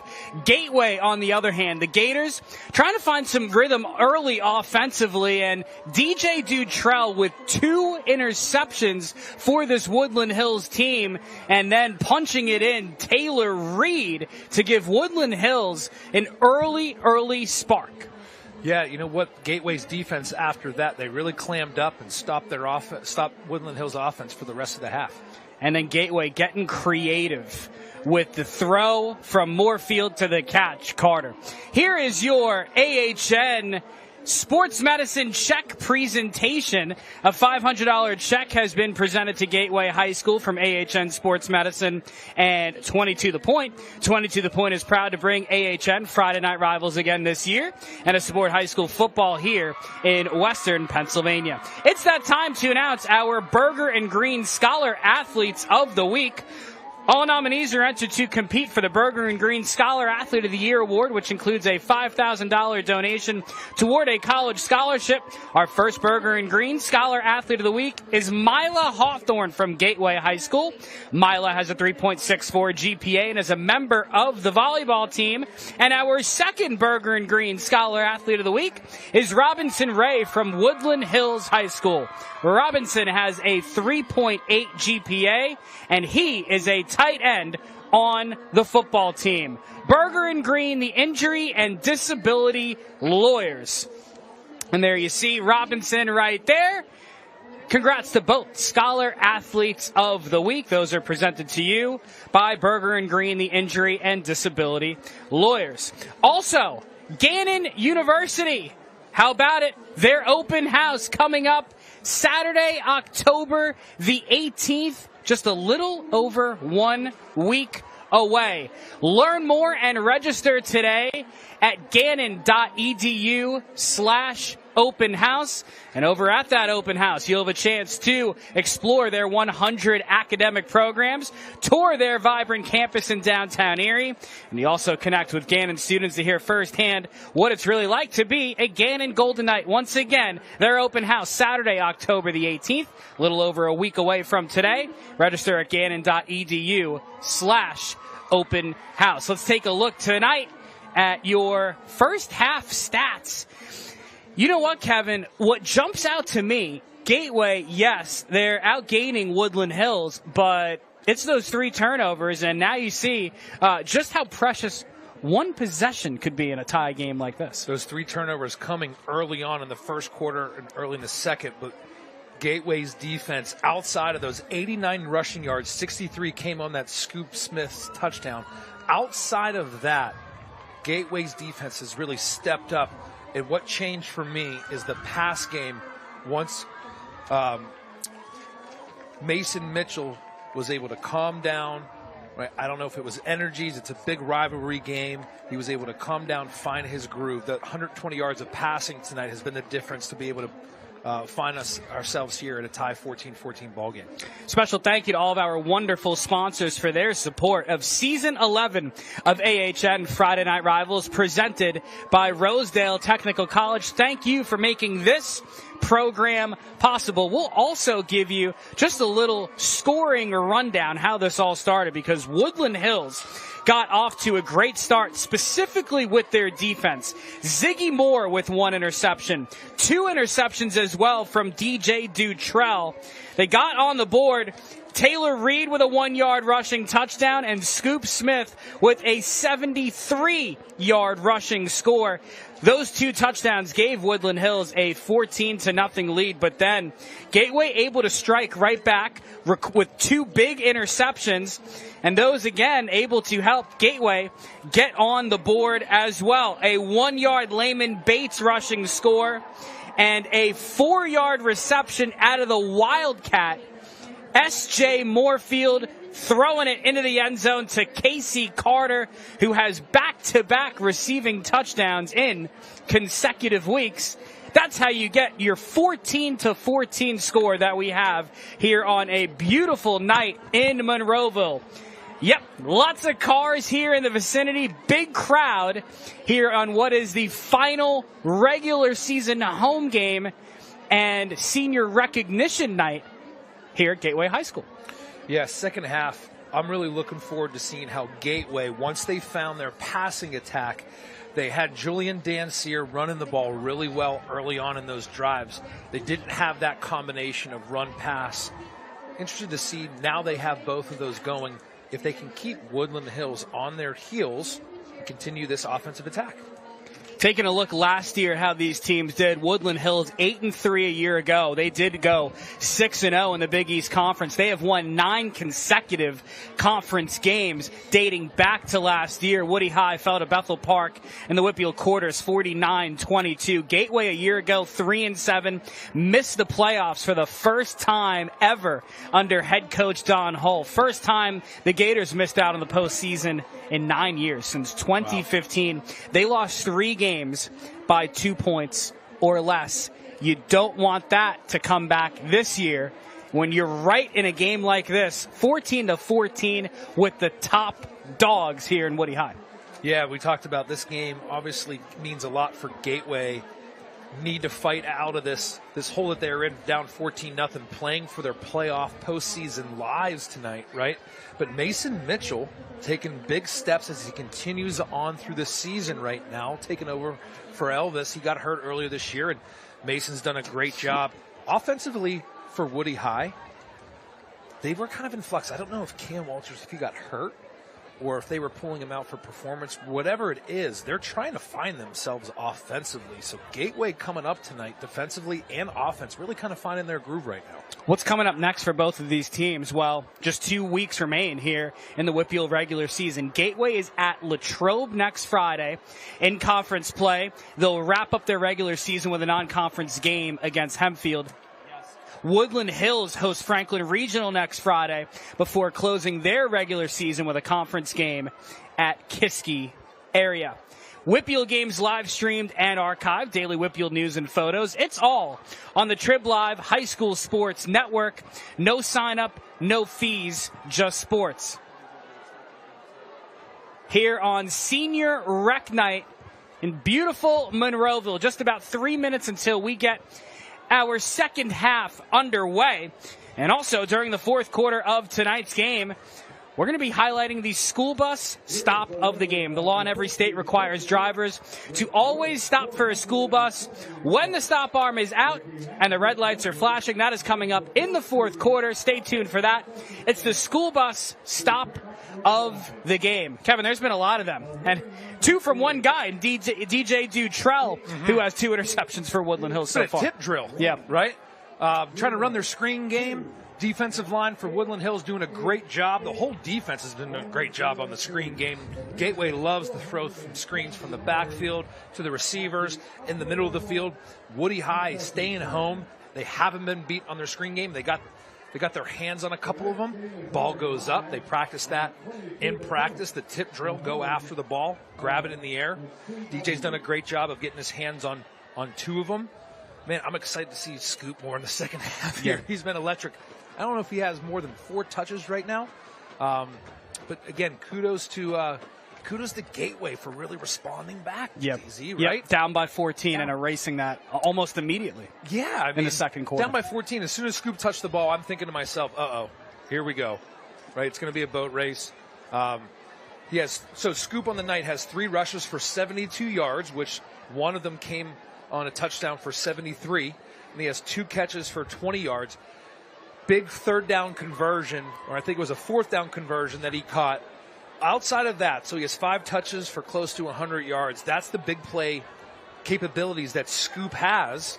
But outside of that, Gateway's doing a good job of crowning the rest of this Woodland Hills offense. Shortly, we're going to hear from Donnie Ray Blackwell and Woodland Hills head coach Brian Tarrant to hear his thoughts as we get ready for quarter number 3. in an even game, 14-14. Woodland Hills 5-2 on the season, 3-0 in the Big East, leading the conference in first place. Gateway 2-5 on the season, 2-2 in Big East play. Woodland Hills in first place. Gateway is tied for fourth. Like we said, the top 3 teams in each of the 3 5A conferences will make the playoffs, along with 3 wild card teams selected by the WPIAL Steering Committee. We said it's do or die for Gateway, Kevin, and I will say this. Since the start of the second quarter, that is how they have played. Yeah, they've locked down. I mean, a little sloppy still from both sides from the penalties. They need to clean that up. But that second quarter was a great answer from Gateway. They controlled the ball. No more turnovers in the second half. Limited the penalties. We'll see what happens from both sides. Really need to clean it up. Those refs have been busy tonight. We'll send things down to Donnie Ray Blackwell, who is joined by Woodland Hills head coach Brian Tarrant. Thanks, Darren. Okay, Coach, so you had a change of events going into the half. You allowed this offense to kind of find their spark. How do you plan to contain that? We just got to win the battle of field position a little bit better than we did in that second quarter. Spent the whole quarter on our side of the 50, continued to make mistakes, and gave this ball club tremendous opportunities to be back in the football game. So just got to clean it up a little bit, continue to fight, and finish the football game. All right, thank you so much, Coach. Good luck. Back to you, Darren. Donnie, thank you so much. Yeah, there you hear head coach Brian Tarrant in his 3rd year at the helm of this Woodland Hills team. And he said, look, this is the best offensive line they've had in his 3 years there. And Coach Tarrant, I mean, this is a guy, Kevin, you could just tell what energy he brings. He got the job 3 years ago after he was coaching corners at Cal U. Played Little League football right down the road in Swissvale until he was 12. Played collegiately at Cal U from 1996 to 2000. He was a 2-time all-conference honoree. I know you love hearing that, right, Kevin? Yeah, Cal U, baby. That's right. Why. Got to support the alumni. I love what he's done with this program. New athletic director as well, Tymir Brown, has done a great job. There is just, not that you need to renew the energy at such a prestigious program like Woodland Hills, but they're just taking it, I think, to the next level. Yeah, we always talk about programs that have the resources. Some of these communities don't have the resources like others, but it helps when alumnus like, I don't want to steal anybody's thunder, but Gronk, right? Yep. Others making contributions to help fund programs like new equipment in the weight room, right? They got a trip to go to Canton this year, kind of giving these guys an opportunity to experience and leaving a legacy. What's really big about, the program, that off-season conditioning program, when you're able to have that, Coach talked about, we went from having being able to fit a quarter of our team in the weight room. Now with this contribution, they can lift pretty much their whole team in the weight room now, and you're able to do that. That's when you build something real. That's whenever you see real gains through the off season, and players kind of change their body types. And you love to see that from Woody High. Just some of the WPIAL alums here from Woodland Hills: Rob Gronkowski, Jason Taylor, Steve Breston, Miles Sanders, Ryan Mundy, Lafayette Pitts. I mean, the list goes on. And as of 2010, Woodland Hills had 6 active NFL players, the most in the nation from a single high school. I know that was back in 2010, but I mean, so impressive still. Yeah, the history is there. A lot of history. They're starting to make their own history. I know Coach Tarrant said that he thinks that Scoop Smith might be up there with those famed names that you just mentioned, but we'll see what happens here, how it plays out the rest of the game. And that's high praise. Can Woodland Hills rewrite a new chapter in this book of legacy, if you will, here? Square at 14. Cam Walter on the option to Taylor Reed. Lowers that shoulder, gets downhill, and a nice first down pickup for RB1 of Woody High, Taylor Reed. Yeah, they want to get Taylor going. He is their workhorse. He's tough to bring down in open space. Like to see that. Very definitive call on first down. 5-yard pickup for Taylor Reed, who already has a 1-yard touchdown to his name so far. He has 13 scores on the season and gets stood up right there. Gateway's defensive line, Kevin, we gave them credit early on. they have just been standing tall. No gain brings up 3rd down and 5. Yeah, Eli Thompson there, the freshman on the stop. He's been playing lights out. Coach Hall said it at half with Donnie, the halftime interview, that the front 4 for Gateway, really excited what he sees there. 3rd and 5 here for Cam Walter and company. Scoop Smith in motion. They're going to throw it to him outside, and Smith is brought down immediately. You know what? The man can do it on defense, too. S.J. Moorfield with a huge tackle in space. Yeah, it looked dangerous when Scoop was motioning out. Got that flat throw. I thought he was going to be able to turn up, but S.J. Moorfield being able to close the leverage and making a huge tackle, force a 4th down. Has Gateway changed anything defensively, Kevin, or perhaps a lack of execution on the Woody High side of things? Maybe a little bit of both, but you got to give credit. Maybe they're just coming to play tonight, realizing their backs are against the wall. Bring in some extra juice. Do or die. Prince Tarrant to kick it away from his own 23. Puts the right foot into it, and it just pops straight up in the air. Oh. Bounces at the 43. Yes. Takes a Gateway bounce. It's a net punt of maybe about 5 or 6 yards, and Gateway able to flip the field with the momentum that they took into the locker room. Wow, yeah, that's not the drive that you wanted, especially on special teams. Prince Tarrant's had some good punts tonight, but that one right there looked like he was trying to angle it to the field, but just came off his foot wrong. And now we're going to see what Gateway can do with that passing attack that they found there in the second quarter. And Julian Dancier, we know that he's gotten loose tonight. This is a huge opportunity for the Gators.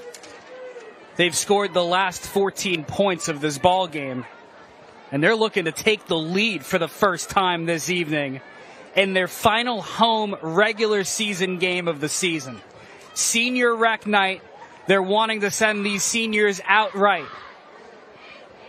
10:02 to go in our third quarter. And we're ready to roll. 1st and 10, Gateway. From the Woodland Hills 37. Here's Julian Dancier, first touch of the second half, and a nice positive gain. Kevin, when he puts that right foot into the turf, he just shoots out of a cannon. Yeah, he's a one-cut runner. He's patient, so he allows up front the offensive linemen to be on their blocks, and then as soon as he sees his hole, makes a cut and goes. Pickup of 5. This time they get it to the outside on the RPO throw. Casey Carter, who has back-to-back touchdown receptions in consecutive weeks, one here tonight, picks up the Gannon University first down. Yeah, Casey Carter, here's their Swiss Army knife, lines up as that H-back, kind of off-the-ball tight end. You'll see him moving around a lot. Been very versatile tonight. To the Woody High 24 go the Gators. 1st and 10 yet again. 3 wide receiver look here for Gateway. They really have Woody High on their heels right now, running the ball up the middle of the field. Mitchell, inside give. Julian Dancier up to the 20. They're getting a lot of positive yardage on first down, and that keeps you on schedule. It does, and then it forces the defense to change their looks. Now they have to go with more guys in the box, and I want to see S.J. Moorfield, when he gets lined up with a one-on-one, maybe take a shot with him, right? He's a guy that can go get it. Back-to-back 5-yard pickups on first down for Gateway. Mitchell gonna keep it, wants to throw it. He does. What a catch by Carter with one hand for Casey.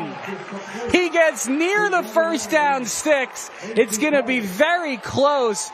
Casey Carter moves the chains. Wow, what a play. That looked like a broken play out of the backfield. He kept it. Then Casey Carter slid. He's his underneath kind of safety valve right here on this double RPO read. Kind of just a dump down. Another one of those plays where you say, no, then you say, yes. That's right. 1st and 10 from the 14. Dancier. Another give. Not able to pick up 5 yards on that first down carry, but still plunges forward for about a couple.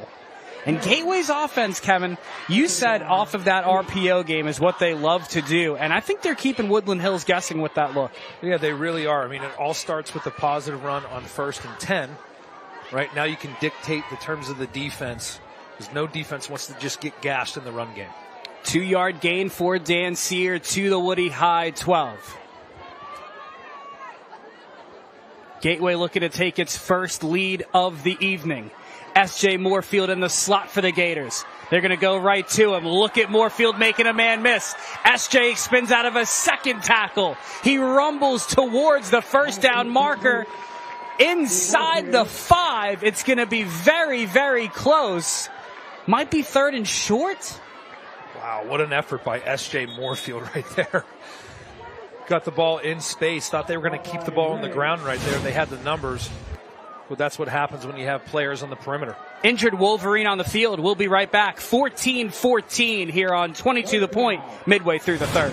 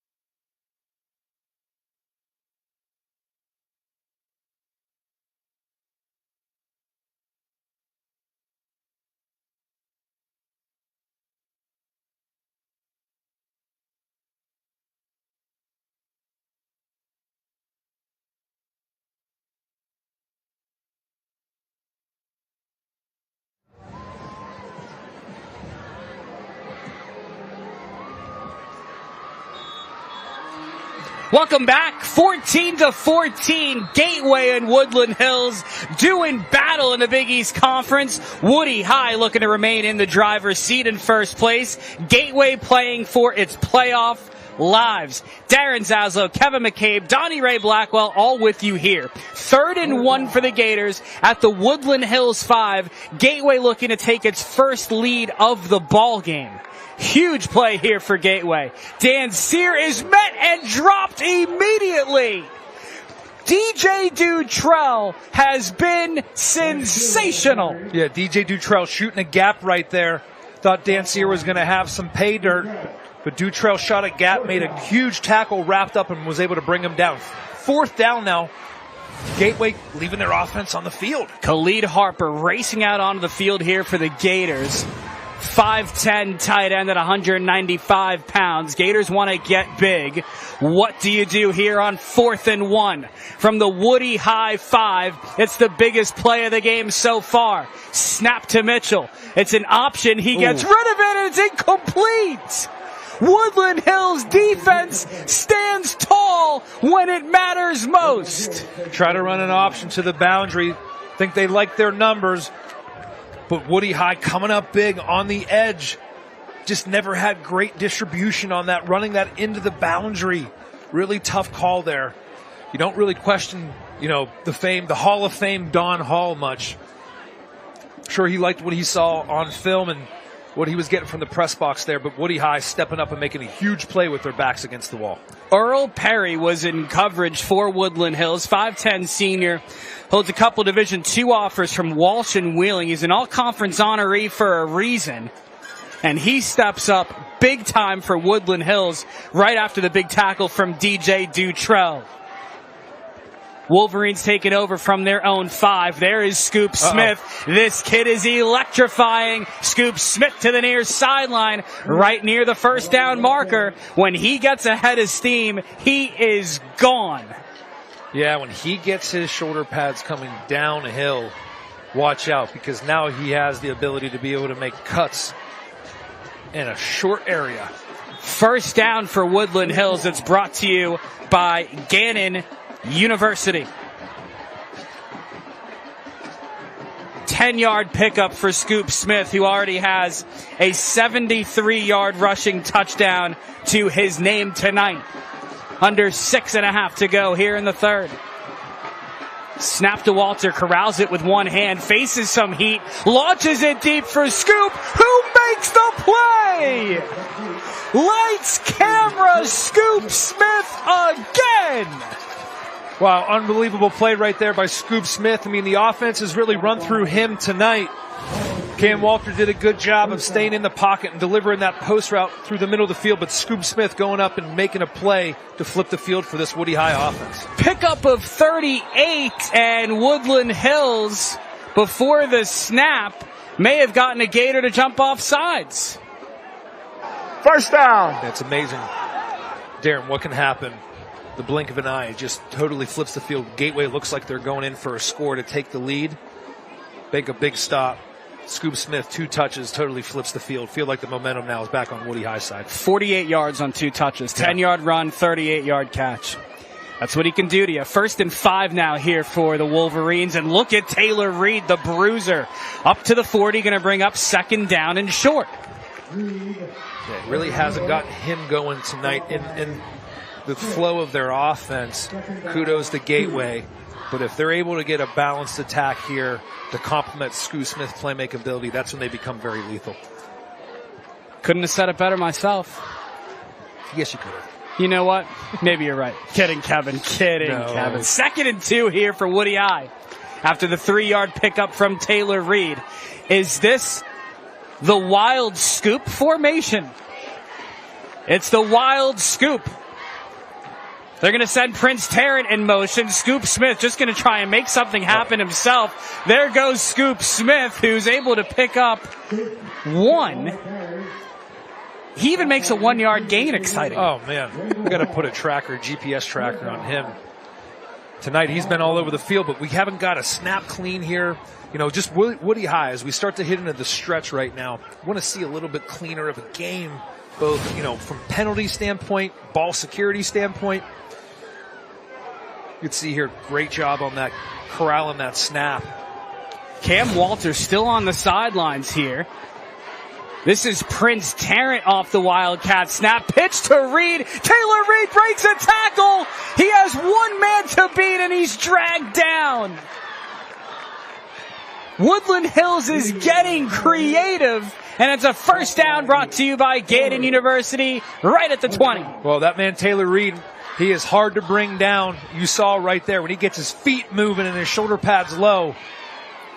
He's a number. Here's the wild Prince. Fakes the give, has to make something happen himself.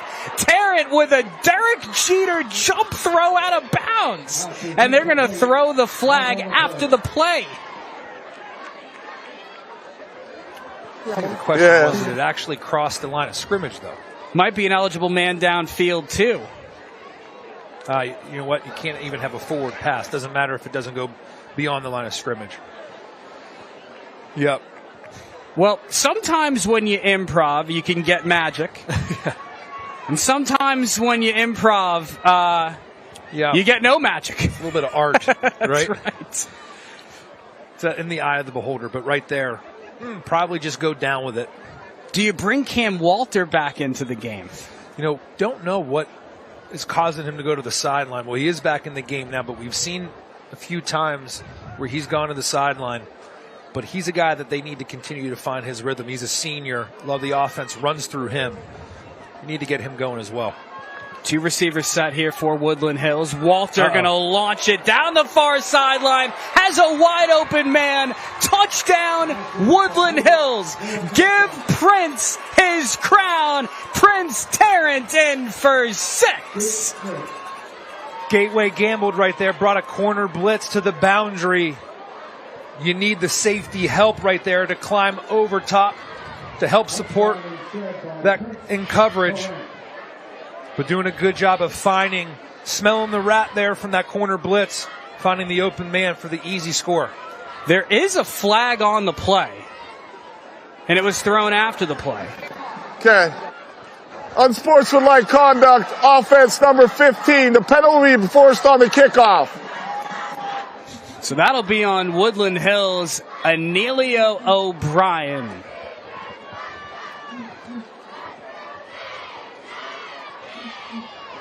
Danny Fataki on for the PAT. Fataki is wide left. 20-14, Woodland Hills on top of Gateway on 22 the point.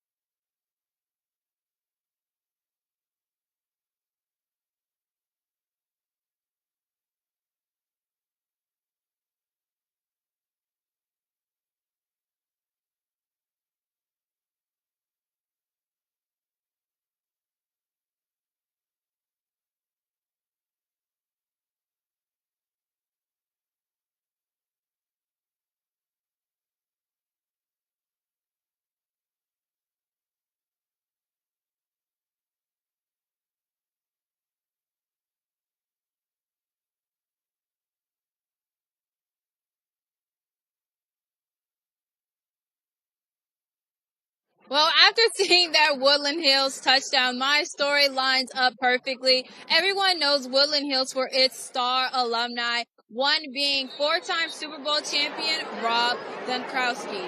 Earlier this season, the Super Bowl champion came back to Woodland Hills and donated a total of $200,000 to Woodland Hills, and that price was a match with U.S. Steel and with the help of Senator Jay Costa, totaling $400,000 to renovate Woodland Hills weight room. Coach told me earlier this week, Gronk wanted to give the kids something that will last another 50 to 60 years. Their new weight room is able to hold a total of 120 kids to be able to lift at once. I think that is so amazing, Darren. How about you? Donnie, 100%. And when we asked head coach Brian Tarrant about the immediate impact, he said their offensive line and their players are bigger than they used to be. Their off-season conditioning and lifting programs have benefited tremendously. And Kevin, that hard work off the field is paying dividends on it for the Wolverines to be in first place in the Big East Conference. Yeah, it's going to continue to pay dividends. Again, it's those resources that you pour into your program that you see long-term benefits from and really take off to the next level. It absolutely is making a big, big impact for sure. 20-14, Woodland Hills. 20-14, Woodland Hills on top of Gateway after a big 25-yard touchdown reception from Prince Tarrant, the son of head coach Brian Tarrant. Can the Gators get some momentum right back?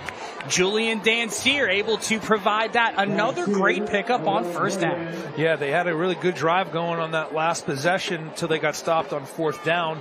Starting off again, positive yardage from Dansier on that sweep play.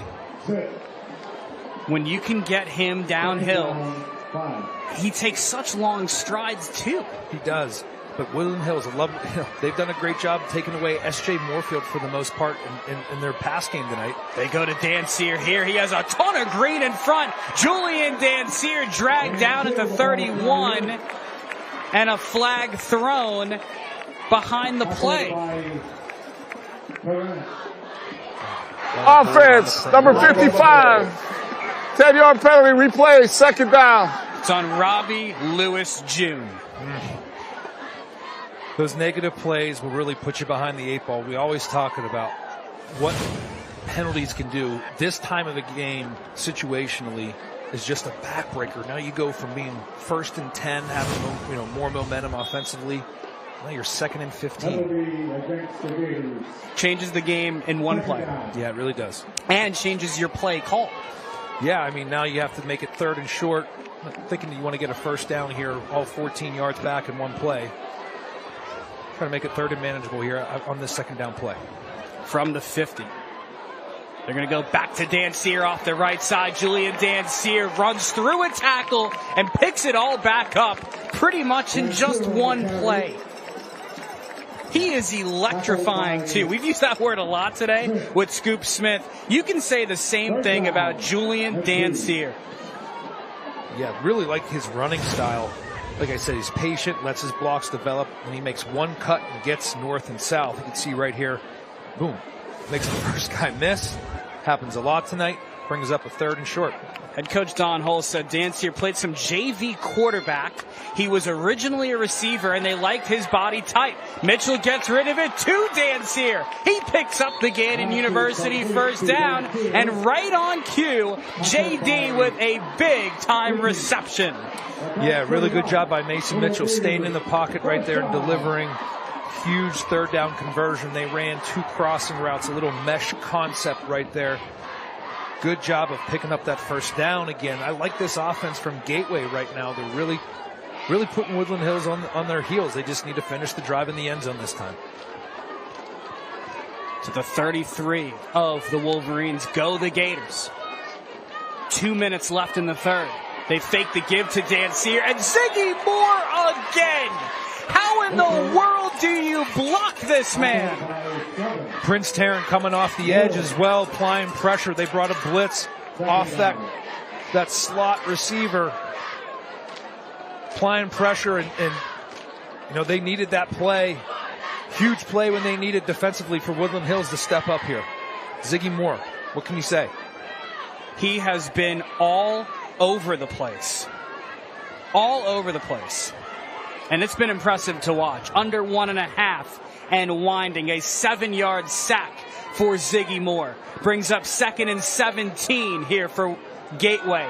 Julian Dancier trying to make it up himself. Gets across the 35. Almost back to near the original line of scrimmage. Yeah, brings up a 3rd and long right here. Again, S.J. Moorfield, Woodland Hills doing a great job of corralling him. It's been the Julian Dancier show here.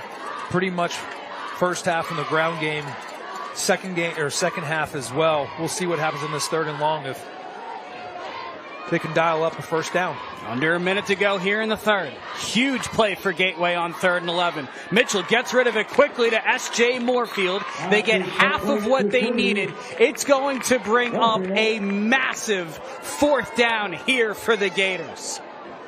That brings up 4th down. They get inside the 35 to the 33. Looks like they need to call a play here. The game clock and the play clock. About a 1-second difference off the play clock. So they're going to need to call one play here on 4th and 4. They'll officially rule it at 4th and 5 from the 28. They want to go for it. Here's Mitchell. Gives it up to Dancier. He picks up the first down. And another huge conversion for the Gators. A first down brought to you by Gannon University. Dialing up a screenplay from the backfield. That one hit this time. Woodland Hills wasn't able to get a hand on the ball. First down, we'll see what happens here coming in the 4th quarter. After 3, Woodland Hills 20, Gateway 14 on 22 The Point. 4th quarter coming up after this.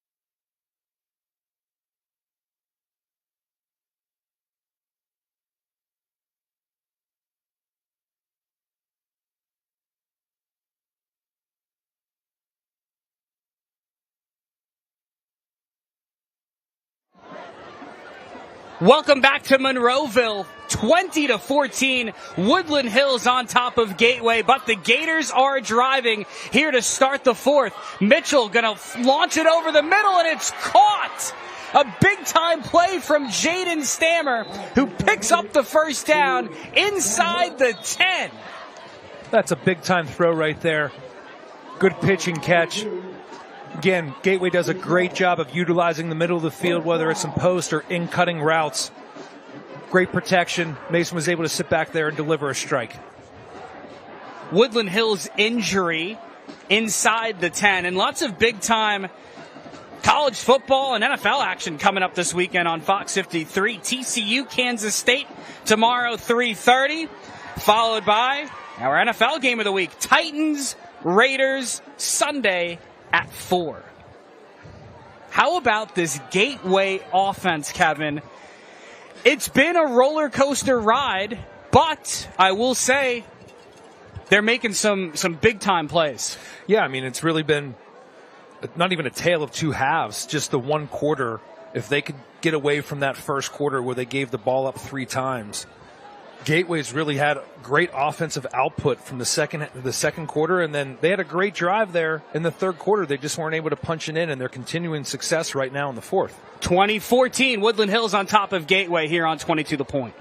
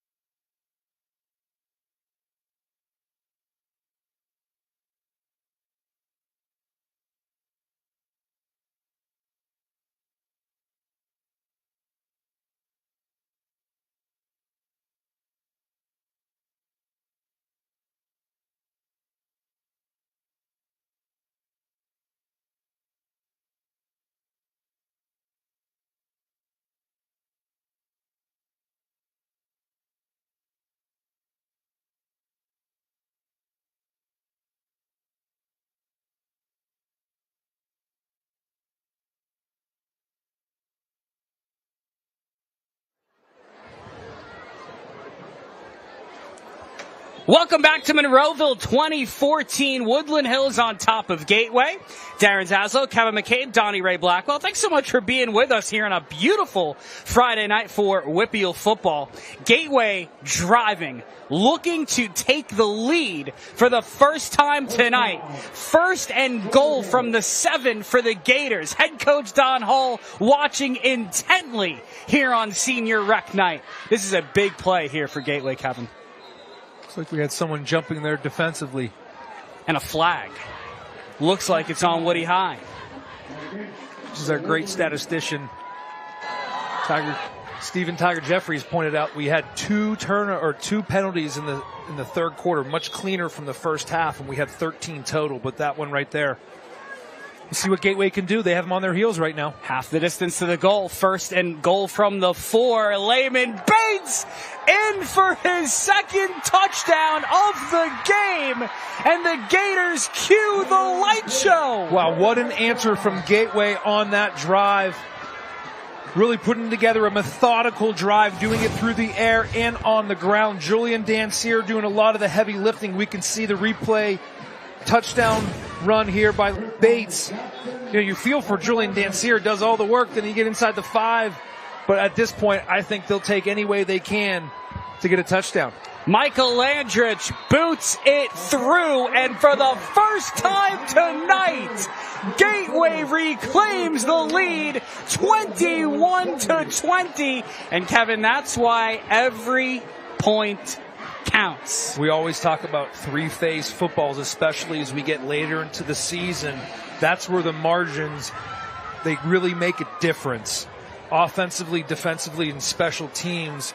Woodland Hills, they're going through some things. They're trying out kickers during the week, still trying to find that one. As we can see here, this game could end up for this single point difference, just taking care of your PATs. 2nd touchdown for Bates, and Woodland Hills faces its first deficit this evening. Gateway playing for its lives. Woodland Hills wants to maintain its first place spot in the Big East Conference, and it's all going to come down to the final 11:34 of this game. Your scoring drive summary, it's brought to you by Rosedale Technical College. 9 plays, 45 yards, capped off by that Bates scoring touchdown. Took 4 minutes. Gateway's really possessed the ball for the majority of this second half. They were able to knock that one in the end zone to take this lead. A Medicare specialist of Pittsburgh kickoff here from Michael Andrich. This is a short kick. Picked up there by Scoop Smith. Reversing field, and he's dragged down. No, he's still on his feet. Scoop Smith reversing upfield. Look at Scoop. He tricked everyone! 70 yards! No flags. No flags. Daisy! He tricked us all! I thought he was dead to rights.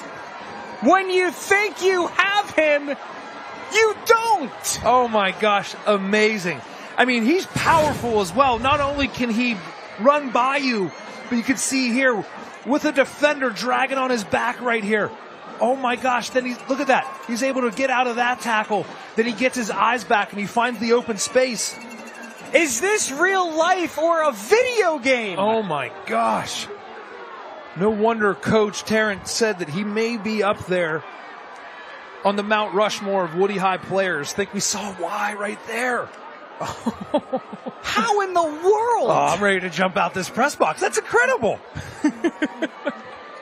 I thought he was down. Come on. And it looked like Gateway thought he was down too. If this is in the NFL, they're throwing a red flag to see if maybe he was down, but it didn't even look like on replay. It was too hard to believe.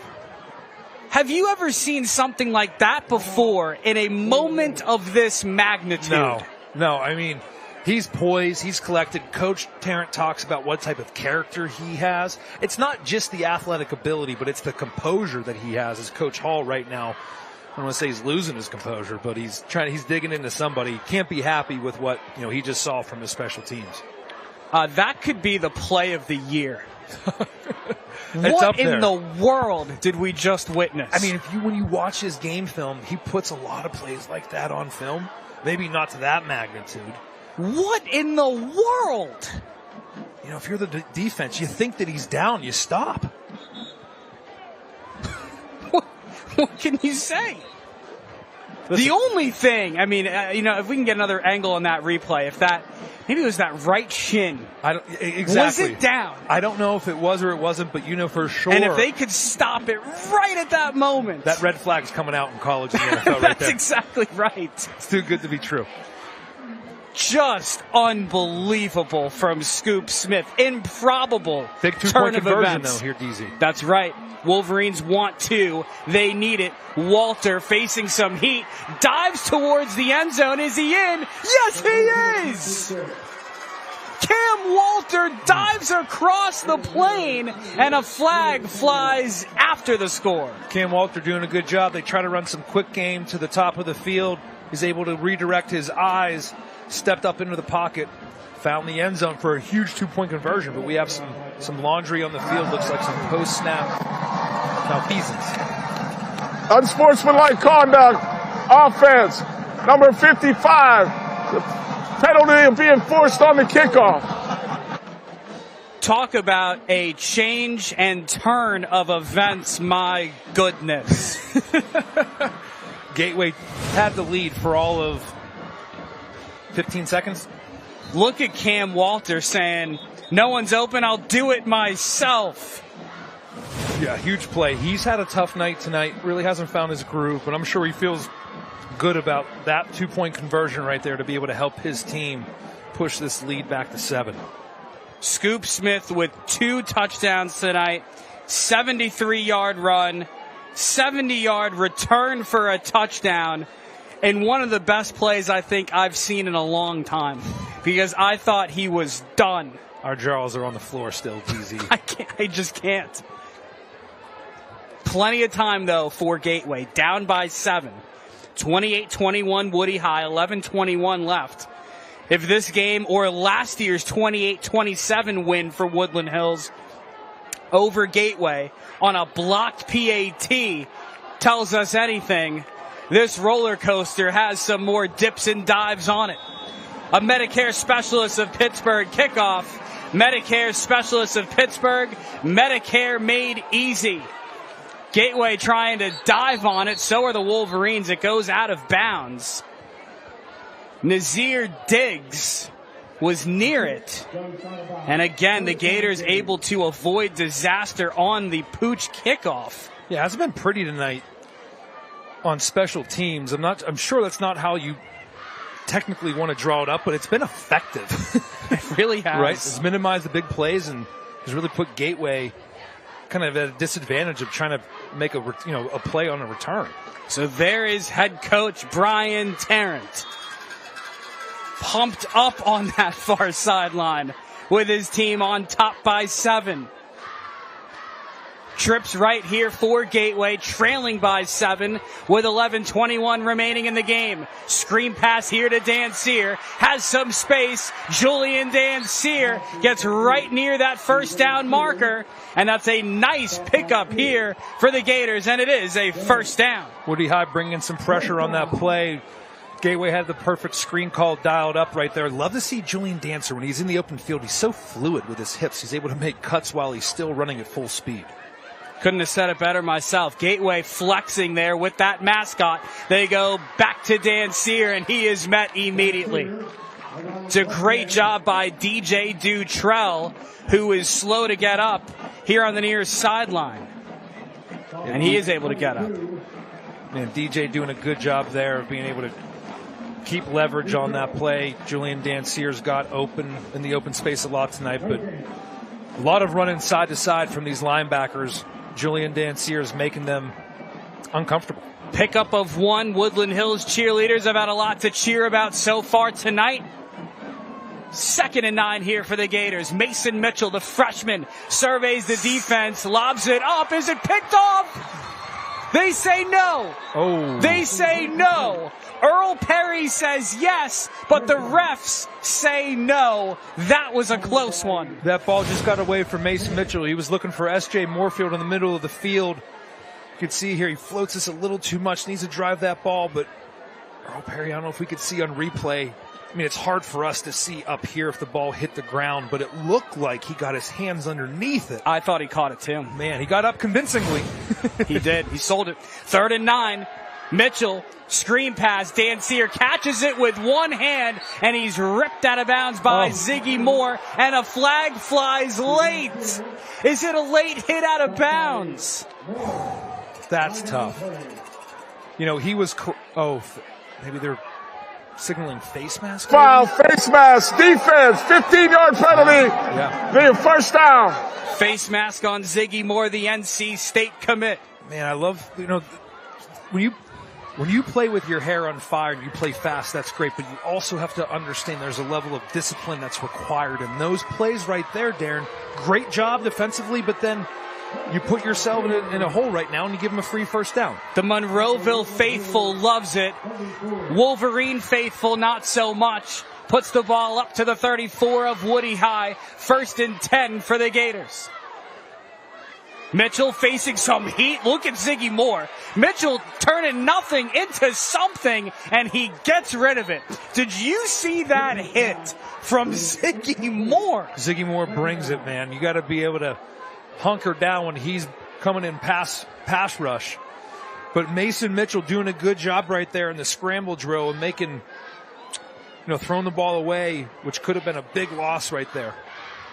Ziggy Moore, if you want some more, watch what Ziggy can do on defense. He brings it. There's a reason why he's going to play in the ACC next year. My goodness. 2nd and 10 Gators from the Woody High 34. Gateway down by 7.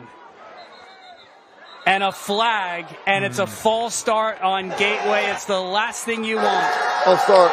Offense. 5-yard penalty. Replay. 2nd down. Not what you want if you're a Gators fan. Yeah, Ziggy Moore looking like he's bringing pressure again. I think he just made that left guard a little uncomfortable, and he flinched. Do you look here to Moorfield in the slot? Mitchell's going to hand it off to Danseer, who may have just fooled everyone. Julian Danseer put on those dancing shoes inside the 10. That's Coach Hall's offense and creativity at its best. Looking like they're running a sprint play to the field. Julian Danseer sets up for a backside draw.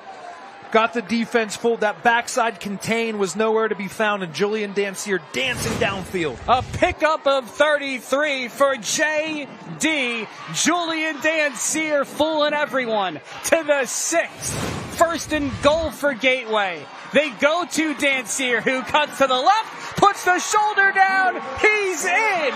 Light show cued here in Gateway. Will Danseer starts with you, Julian Danseer. Yeah, this is an electric crowd right now.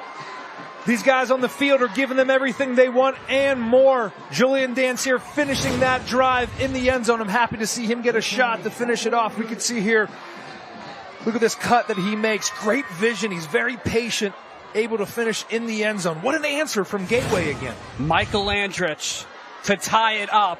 Kick is up. Kick is good. We're square at 28. Wow. Amazing. There's been theatrics tonight on both sides. Scoop Smith for Woodland Hills. He's been everything and more. Julian Danseer for Gateway has really carried this offense in a lot of ways. S.J. Moorfield's been their guy, leads the Whitfield in receptions. Been quiet tonight, but Julian Danseer stepping up and filling that gap. Your scoring summary brought to you by Rosedale Technical College. 7 plays, 64 yards. A quick one, 1:36 in total time. We are even at 28 with 9:45 to go in Monroeville. The Gators with their backs against the wall. Coach Tarrant and his Woody High Wolverines looking to cling on to that first place spot. And it's going to be decided here in the final 9:45. I mean, whatever you do. I mean, kick it out of bounds if you have to, right? We're not kicking it to one. Look at Danseer there, a well-deserved splash of Gatorade. And they are fired up on that Gateway sideline. What do you do here on special teams? It's a Medicare Specialist of Pittsburgh kickoff. And they're going to change the direction that they want to kick this in, you would think. Jackson Michael Andrich, and a flag is thrown along the far sideline. Doing a little too much there. It's just been chaos. Yeah, I mean, sitting here watching it, my head's hurting. I don't even know if the Rumps know what the penalty's on right now. False start, kicking team. Let's just kick it out of bounds. At least give your defense a chance, or you kick it away from the guy who's wearing number 1, Scoop Smith. Has 15 total touchdowns this year, which is how many he had last year. Basically an onside kick. It's recovered easily there by Woodland Hills. And Aaron Bowie, the senior, able to corral it. So the Wolverines going to take over in plus territory, and that's an interesting decision. Because you're right, you're better kicking it off out of bounds. Yeah, I mean, getting the ball in plus territory right here. Now, this Gateway defense has done a great job tonight outside of the explosive plays from Scoop Smith. We'll see what happens here with Woodland Hills, who actually had a good drive on that last offensive touchdown drive they've had. But, man, this is it. 9 minutes and 45 seconds left to go in the game. Tie ball game. We'll see what unit here doesn't flinch to be able to come out on top. We talked about the electricity of Scoop Smith. He had 15 scores last year. On those touchdowns, it was an average of 48 yards per score. He's in motion again. They throw it behind the line of scrimmage. Double pass. Looking deep. Prince Terrence has it. Give him his crown again. Second receiving score for Prince Terrence. This one from 48. We have the advantage of looking at it from up here in the press box. But when you see that wide motion from Scoop, he gained about 5 yards of ground behind the quarterback. You kind of had a smell a rat right there. And Prince was able to lose his defender. Great job from Scoop, being able to roll to his left and throw back. He can throw too. What can't he do right now? That's amazing. My goodness. Woodland Hills back in front on one play.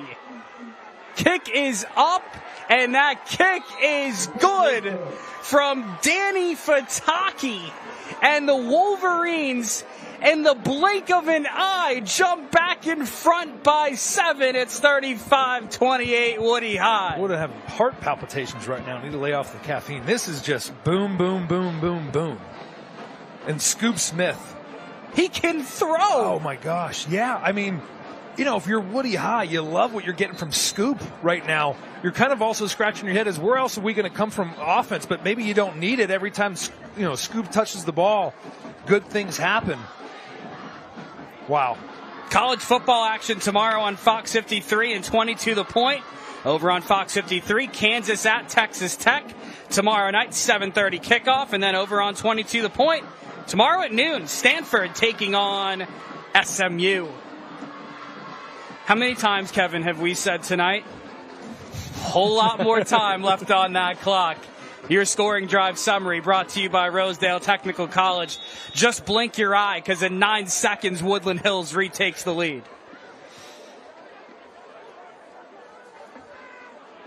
So here we go.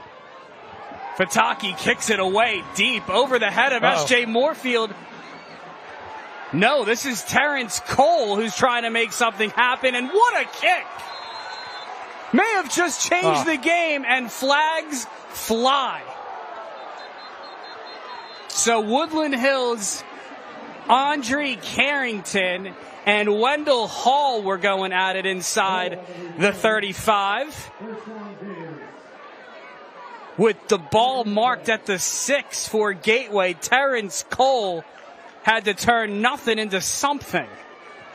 Yeah, you know what? They had him pinned back, and you're that far away from the ball. You just got to let it go. You can't be that selfish. Offense. You know, Personal foul offense. Those penalties decline. Offset will be first down, Gateway's ball. Well, you're set up deep inside your own territory, and that kickoff, we've been talking about special teams. I think special teams will decide tonight's game in some way, shape, or form. And it may just have. Yeah, absolutely, it may just have. Woodland Hills has squibbed the ball all night tonight, and then they just kicked one long and were able to pin him back. If Gateway's able to answer here, you know, man, I'm out of words. Or it might be who has the ball last. We'll find out. Dan Sear goes down. We've been calling this man's name a lot tonight. Don Shea Mosley. He uses all of that impressive frame of 6'4", 220 pounds. Yeah, he was able to scrape off the defensive end position right there, unblocked, makes a huge first down stop. Julian Dansears picked up so much positive yardage on first down. Huge play right there. 2nd and 11, a loss of 1, a TFL for Don Shea Mosley. They go to Dan Sear off the right side, and Ziggy Moore says, no, not tonight. Yeah, another good job of spilling out that run. And again, Woody High right now, playing with the momentum. 3rd and long right now. We'll see what happens with this young quarterback backed up into his own territory. What do they do with Mason Mitchell right here? You want to protect the ball, but man, you have under 9 minutes to go right now. Got to make some plays. This is your postseason future on the line. 3rd and 11 here for Gateway from their own 5. Under 9 minutes to go in the contest. Mitchell fakes the give from his own end zone. Hurls it over the middle. It's caught for Gateway. Tyree Gowder has been making play after play after play. Backed up into his own end zone. We had a look from up here. Gowder and Moorfield actually ran into one another. They had a little bit of a mix-up there on what combination of routes they were doing, but great protection up front allowed for Mitchell to deliver a strike out of his own end zone and give them the Gateway offense some breathing room. Mason Mitchell has some moxie, man. He wants to go to the air again. Launches it deep down the near sideline and overshoots S.J. Moorfield. Yeah, they just haven't been able to find S.J. Moorfield in this passing game. Kudos to Woodland Hills for doing a good job. They've been putting an extra defender over top of where he goes, but other guys have stepped up and made plays. That was a huge pickup on 3rd and 11 of 29 yards. They'll officially mark it at the Gateway 34 on 2nd and 10. 8:22 left on the 4th quarter clock.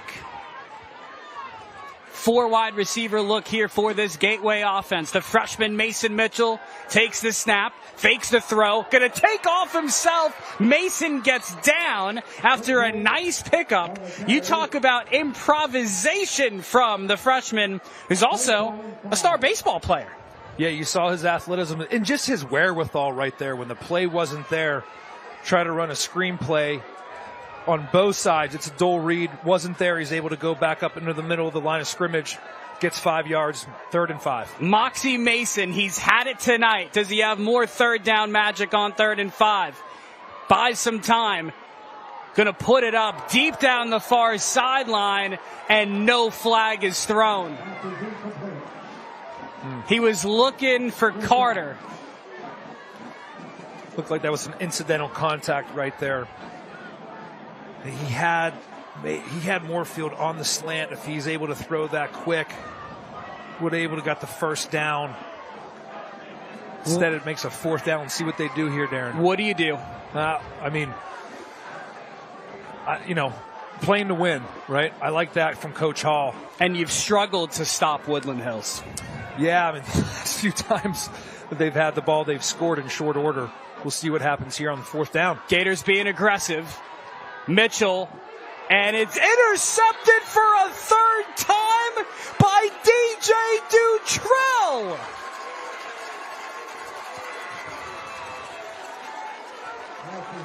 They try to come back with the screen action. Looked like they were throwing a swing pass to Dancier, and they try to slip the screen back into the middle of the field to Moorfield. But Dutrell not fooled. We'll see on the replay right here. Dancier going in motion, tries to hit him with that slip screen. Man, just not fooled after the 5th time that they try to run that play. But Dutrell with this 3rd INT of the night. When was the last time you saw 3 interceptions by the same player at the 5A level in one game? He's a linebacker, too. 3! Yes, that's huge. Discipline, right? Coach Tarrant has these guys. I like what I've seen defensively from Woodland Hills, they've been very disciplined to a lot of the trickery that Coach Hall tries to create, and they haven't gotten gashed that way. So, hats off to Coach Tarrant in the preparation that he's put through with that defense. What a game we have had. Walter faking the option keeper. He goes down. And the Gators all over at that time, led by that stout defensive line and Robbie Lewis Jr., the 2-time all-conference honoree and team captain. Woodland Hills looking to get Scoop Smith the ball more ways than one. They really haven't got Taylor Reed rolling tonight, and he's been such a big part of their offense. There is Taylor Reed spinning out of a few tackles, one of his best runs tonight. Taylor Reed reading that Gateway defense up to the 30. Yeah, huge run right there when they were 2nd and long, able to keep the ball on the ground, gash them. Pickup of 12. Here's 3rd and 3. Walter going to look to the sideline and get his play call. Got a heavy box right here for Gateway. One-on-one matchups on the outside. Now Scoop's going to the slot. Let's see what Gateway does and how they align. If they like the box, they'll keep the run on. If they like a one-on-one matchup to the side here, I'm sure they'll take a shot. Huge play. Walter give to Reed. Stiff arms a man. He picks up the 1st down. Taylor Reed with a mean run. He looks for contact, and he stays on his feet after about 4 or 5 knocks to the jaw. He's like a heavyweight fighter. He just stays on his feet. A 1st down brought to you by Mr. Reuter Plumbing. Mr. Reuter Plumbing, a Neighborly company. 3rd and 3, they go to their workhorse, who's had a quiet night, but on this drive, he's stepping up and showing why he has the reputation of being a bruiser in the WPIL as one of the top backs. To the 17 goes Taylor Reed. 1st and 10 again for Woodland Hills, trying to deliver the dagger. They go back to Taylor Reed. He has been tough to bring down. Another great run. Gateway doing a great job all night tonight tackling him on the first contact, but this drive, Taylor Reed bouncing off would-be tacklers, for positive gain. Head coach Brian Tarrant calling Taylor Reed a bruiser, and he's showing you why late in this one. It's a 5-yard gain on first down for the 5'10 senior. Taking their time right now. Clock's winding down. The clock is your friend if you're Woodland Hills. Under 6 minutes to go. Walter surveying the defense, buying some time, extends the play, and overshoots his man. He was looking to the end zone, and he was looking for Anthony Barron, the 5'9 senior, but just past his outstretched fingertips. Yeah, they try to get a play-action play called, try to sneak one in. Gateway doing a good job of staying contested to their man, weren't fooled on the fake. Big third down conversion right here for Woody High. You got to think it's 4+ territory right here. Don't really have much of a so do you run? Game. Well, yeah, I mean, making it 4th and short. You got 2 more plays right here. 3 wide receivers set here for the Wolverines. Walter wants to throw, looking deep towards the back corner of the end zone, and it is caught! Landon Akins, he's a basketball player, and he just threw down the slam dunk for the Wolverines. Big throw right there for Cam Walter, throwing that from the right hash all the way to the left pylon.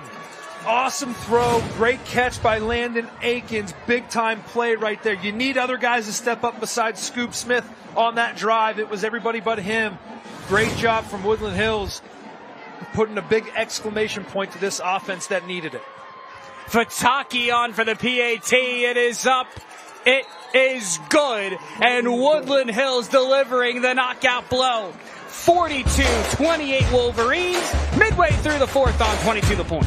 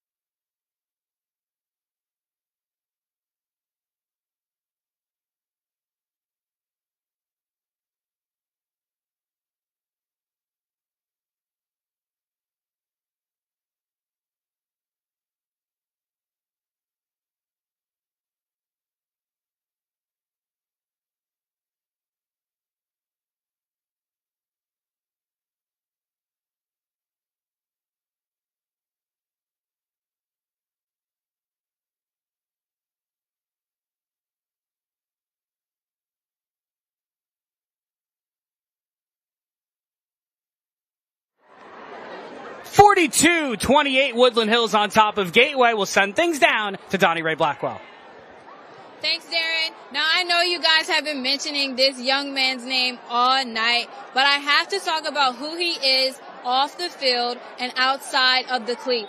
This young man, Scoop Smith for Woodland Hills, is talented on and off the field. And I seen a clip of him last week signing autographs for fans after his game. And I had to ask Coach what kind of guy he has in Scoop Smith. And he told me he's senior class president and he also has a 4.0 GPA.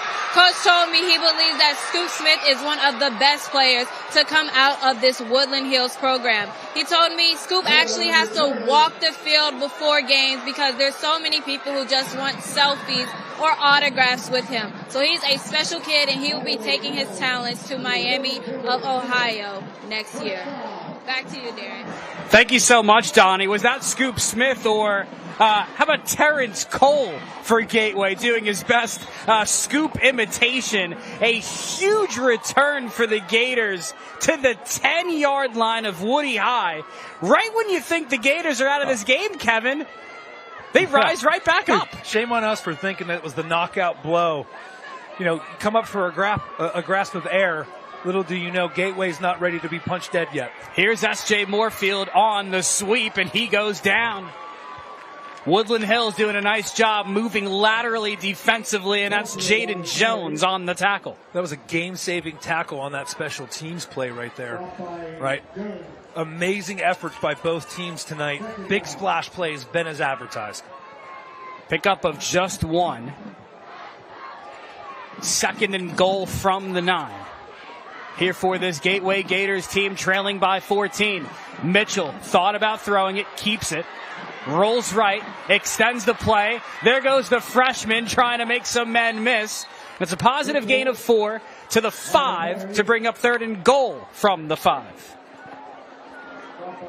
Woodland Hills doing a good job of getting underneath their quick game from Gateway, forcing Mason to step up in the pocket. You can see right here he's flushing out of the pocket right now, gets upfield, makes this a 3rd and short. You know, not having Julian touch the ball on 1st and 2nd down, he's been so pivotal for you. Kind of wished you saw what he can do. He's been your offense tonight in a lot of ways. We'll see what happens on 3rd and goal from the 5. You know, it's 4 down territory, down 2 scores to go. 3rd and goal from the 6. They'll officially mark it at the 6. There's head coach Don Hull talking to his team. Gateway under Hull in his 10 years at the helm. 44-13 in conference games. 74-38 overall is Hull, who has won WPIAL championships with this Gateway team in 2017 and 2019. If there's a man who can lead his team back from 14 down in the 4th, it's Don Hull, the former running back for Navy. 3rd and goal from the 6.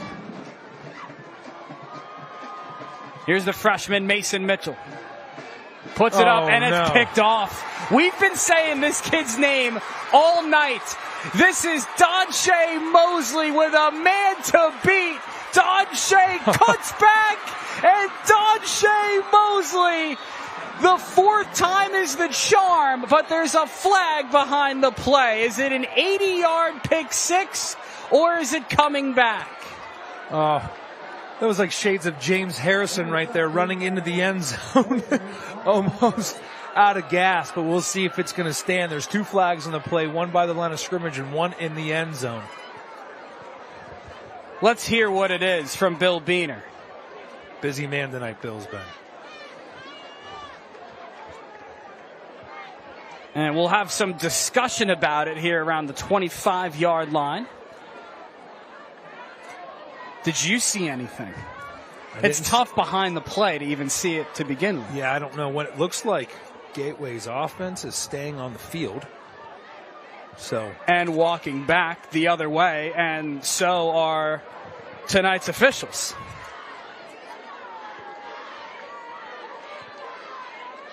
Donshay Mosley has been so close to interceptions. And another hand on the ball, running some screen games. That's been a real issue for Gateway tonight.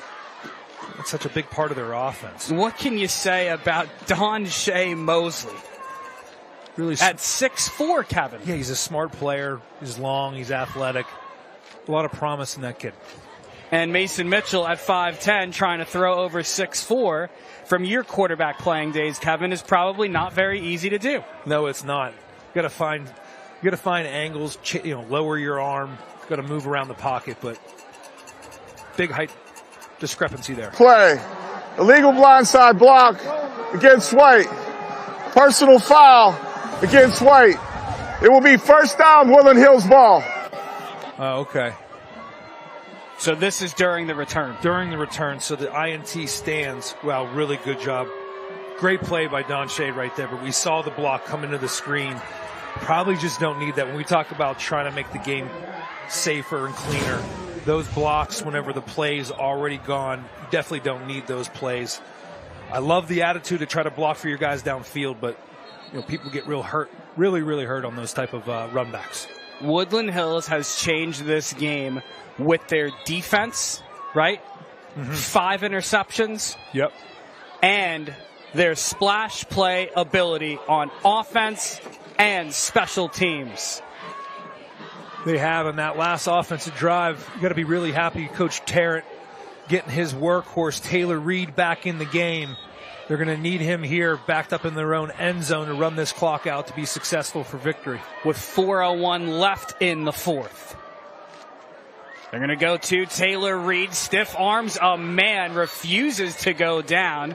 Positive pickup for Taylor Reed, who has just been challenging to tackle here this evening. Yeah, see Mason Mitchell's numbers right there, 19 of 36. He's played well. Just obviously those picks will really hurt you, but 3 minutes and 40 seconds to go and counting.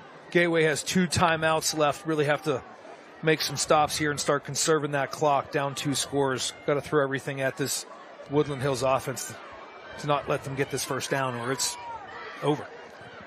Pickup of 4 for Reed on first down. They go back to him, and he doesn't have any running room right there. Another nice tackle for Gateway. And once again, it's going to be the freshman, or rather senior Wendell Hall, who we've called his name a few times tonight, with the tackle, and Gateway going to use its second timeout of the half.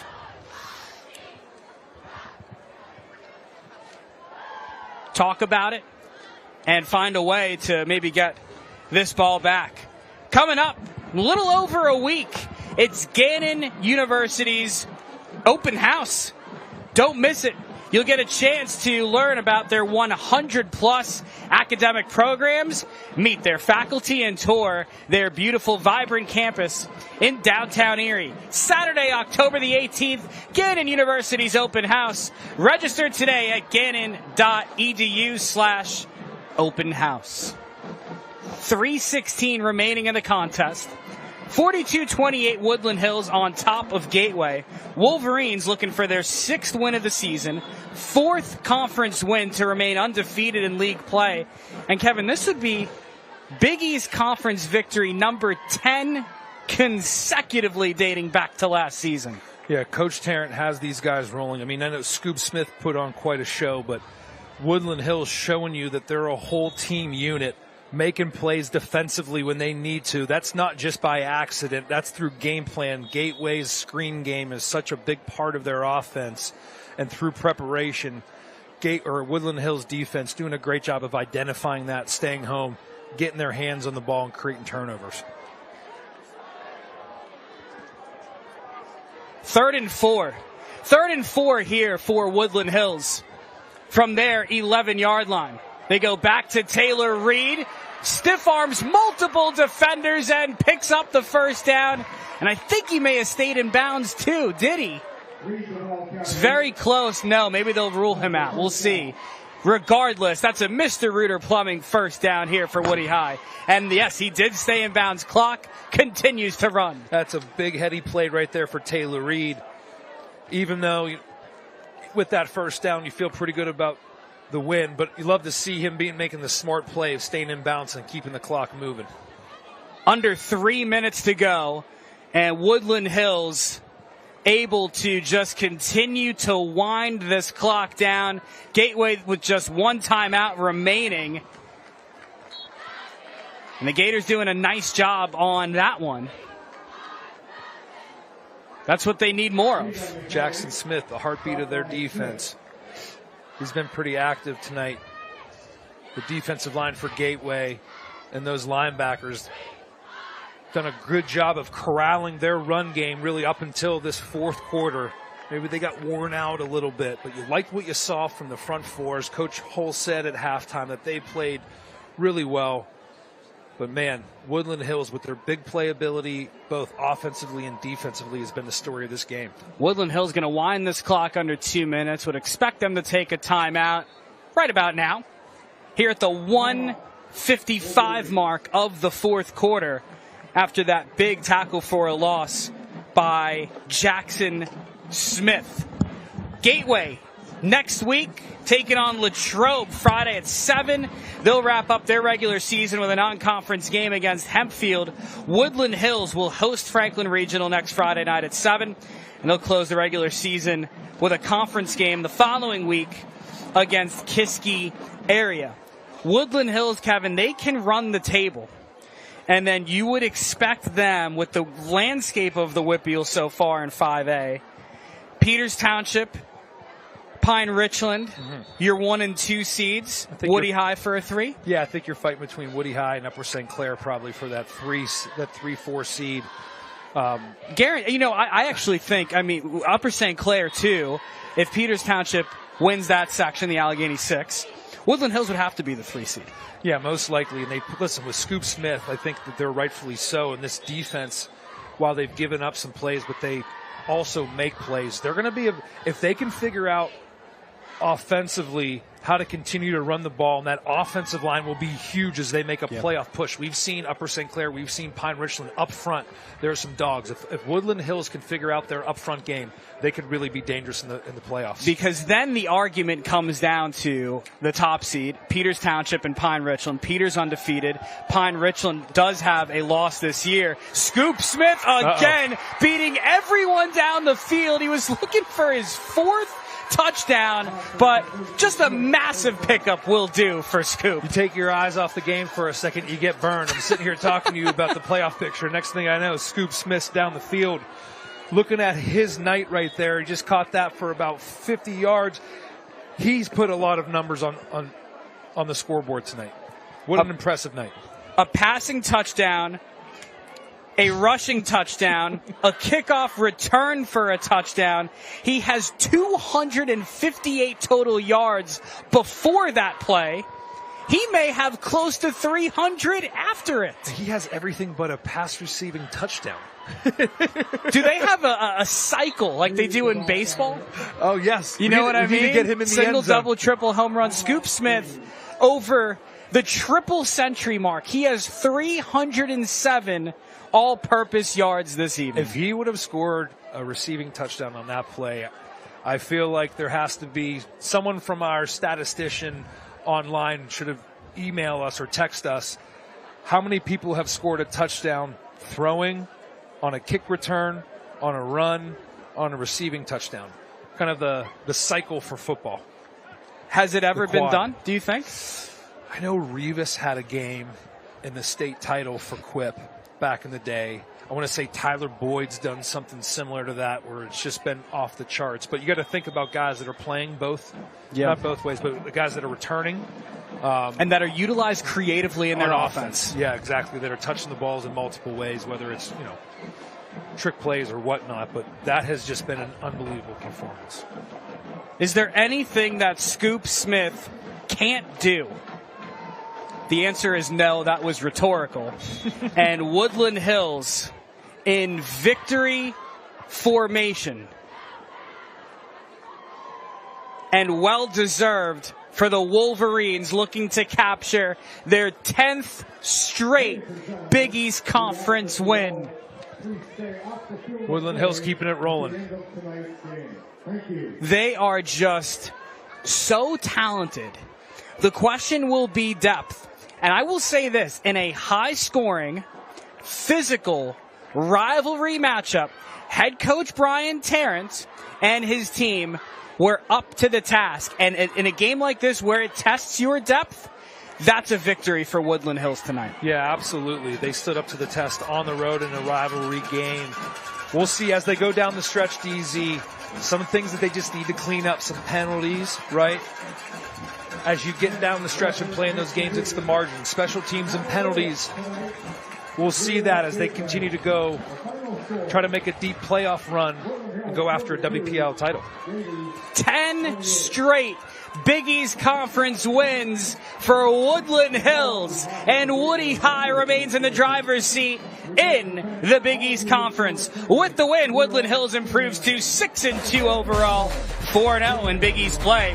And with the loss, Gateway drops to 2-6 overall and 2-3 in Big East Conference action. When we come back, it's the trophy presentation presented by the United States Marine Corps. That's next, right here on 22 The Point.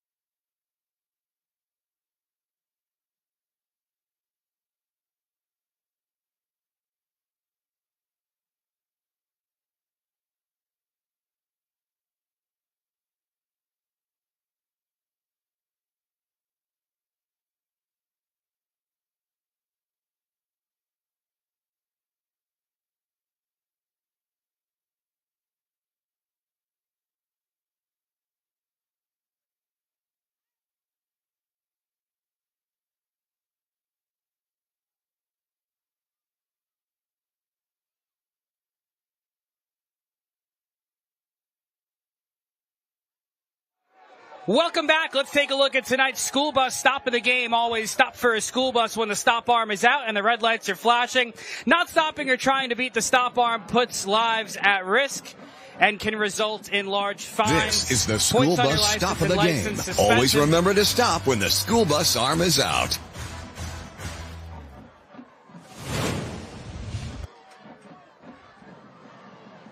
This is your school bus stop of the game.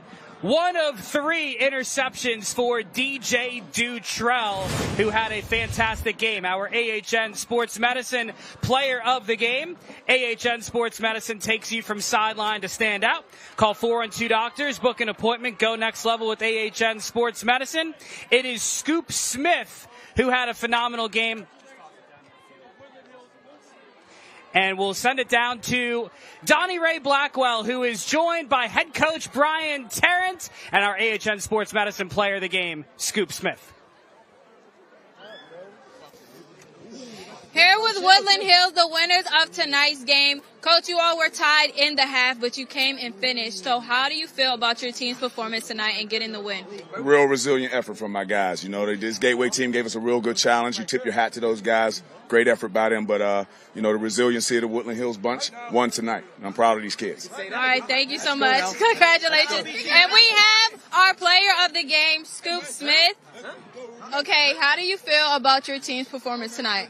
I think it's regular. It's consistent. We work every week. We make each other better every week. And, you know, we came out here. I wasn't scared at halftime. It was 14-14, but I know I got my guys over everybody. And we came back out, won the game, and, you know. All right. Well, congratulations to you all. We do have our game day trophy. Oh, wow.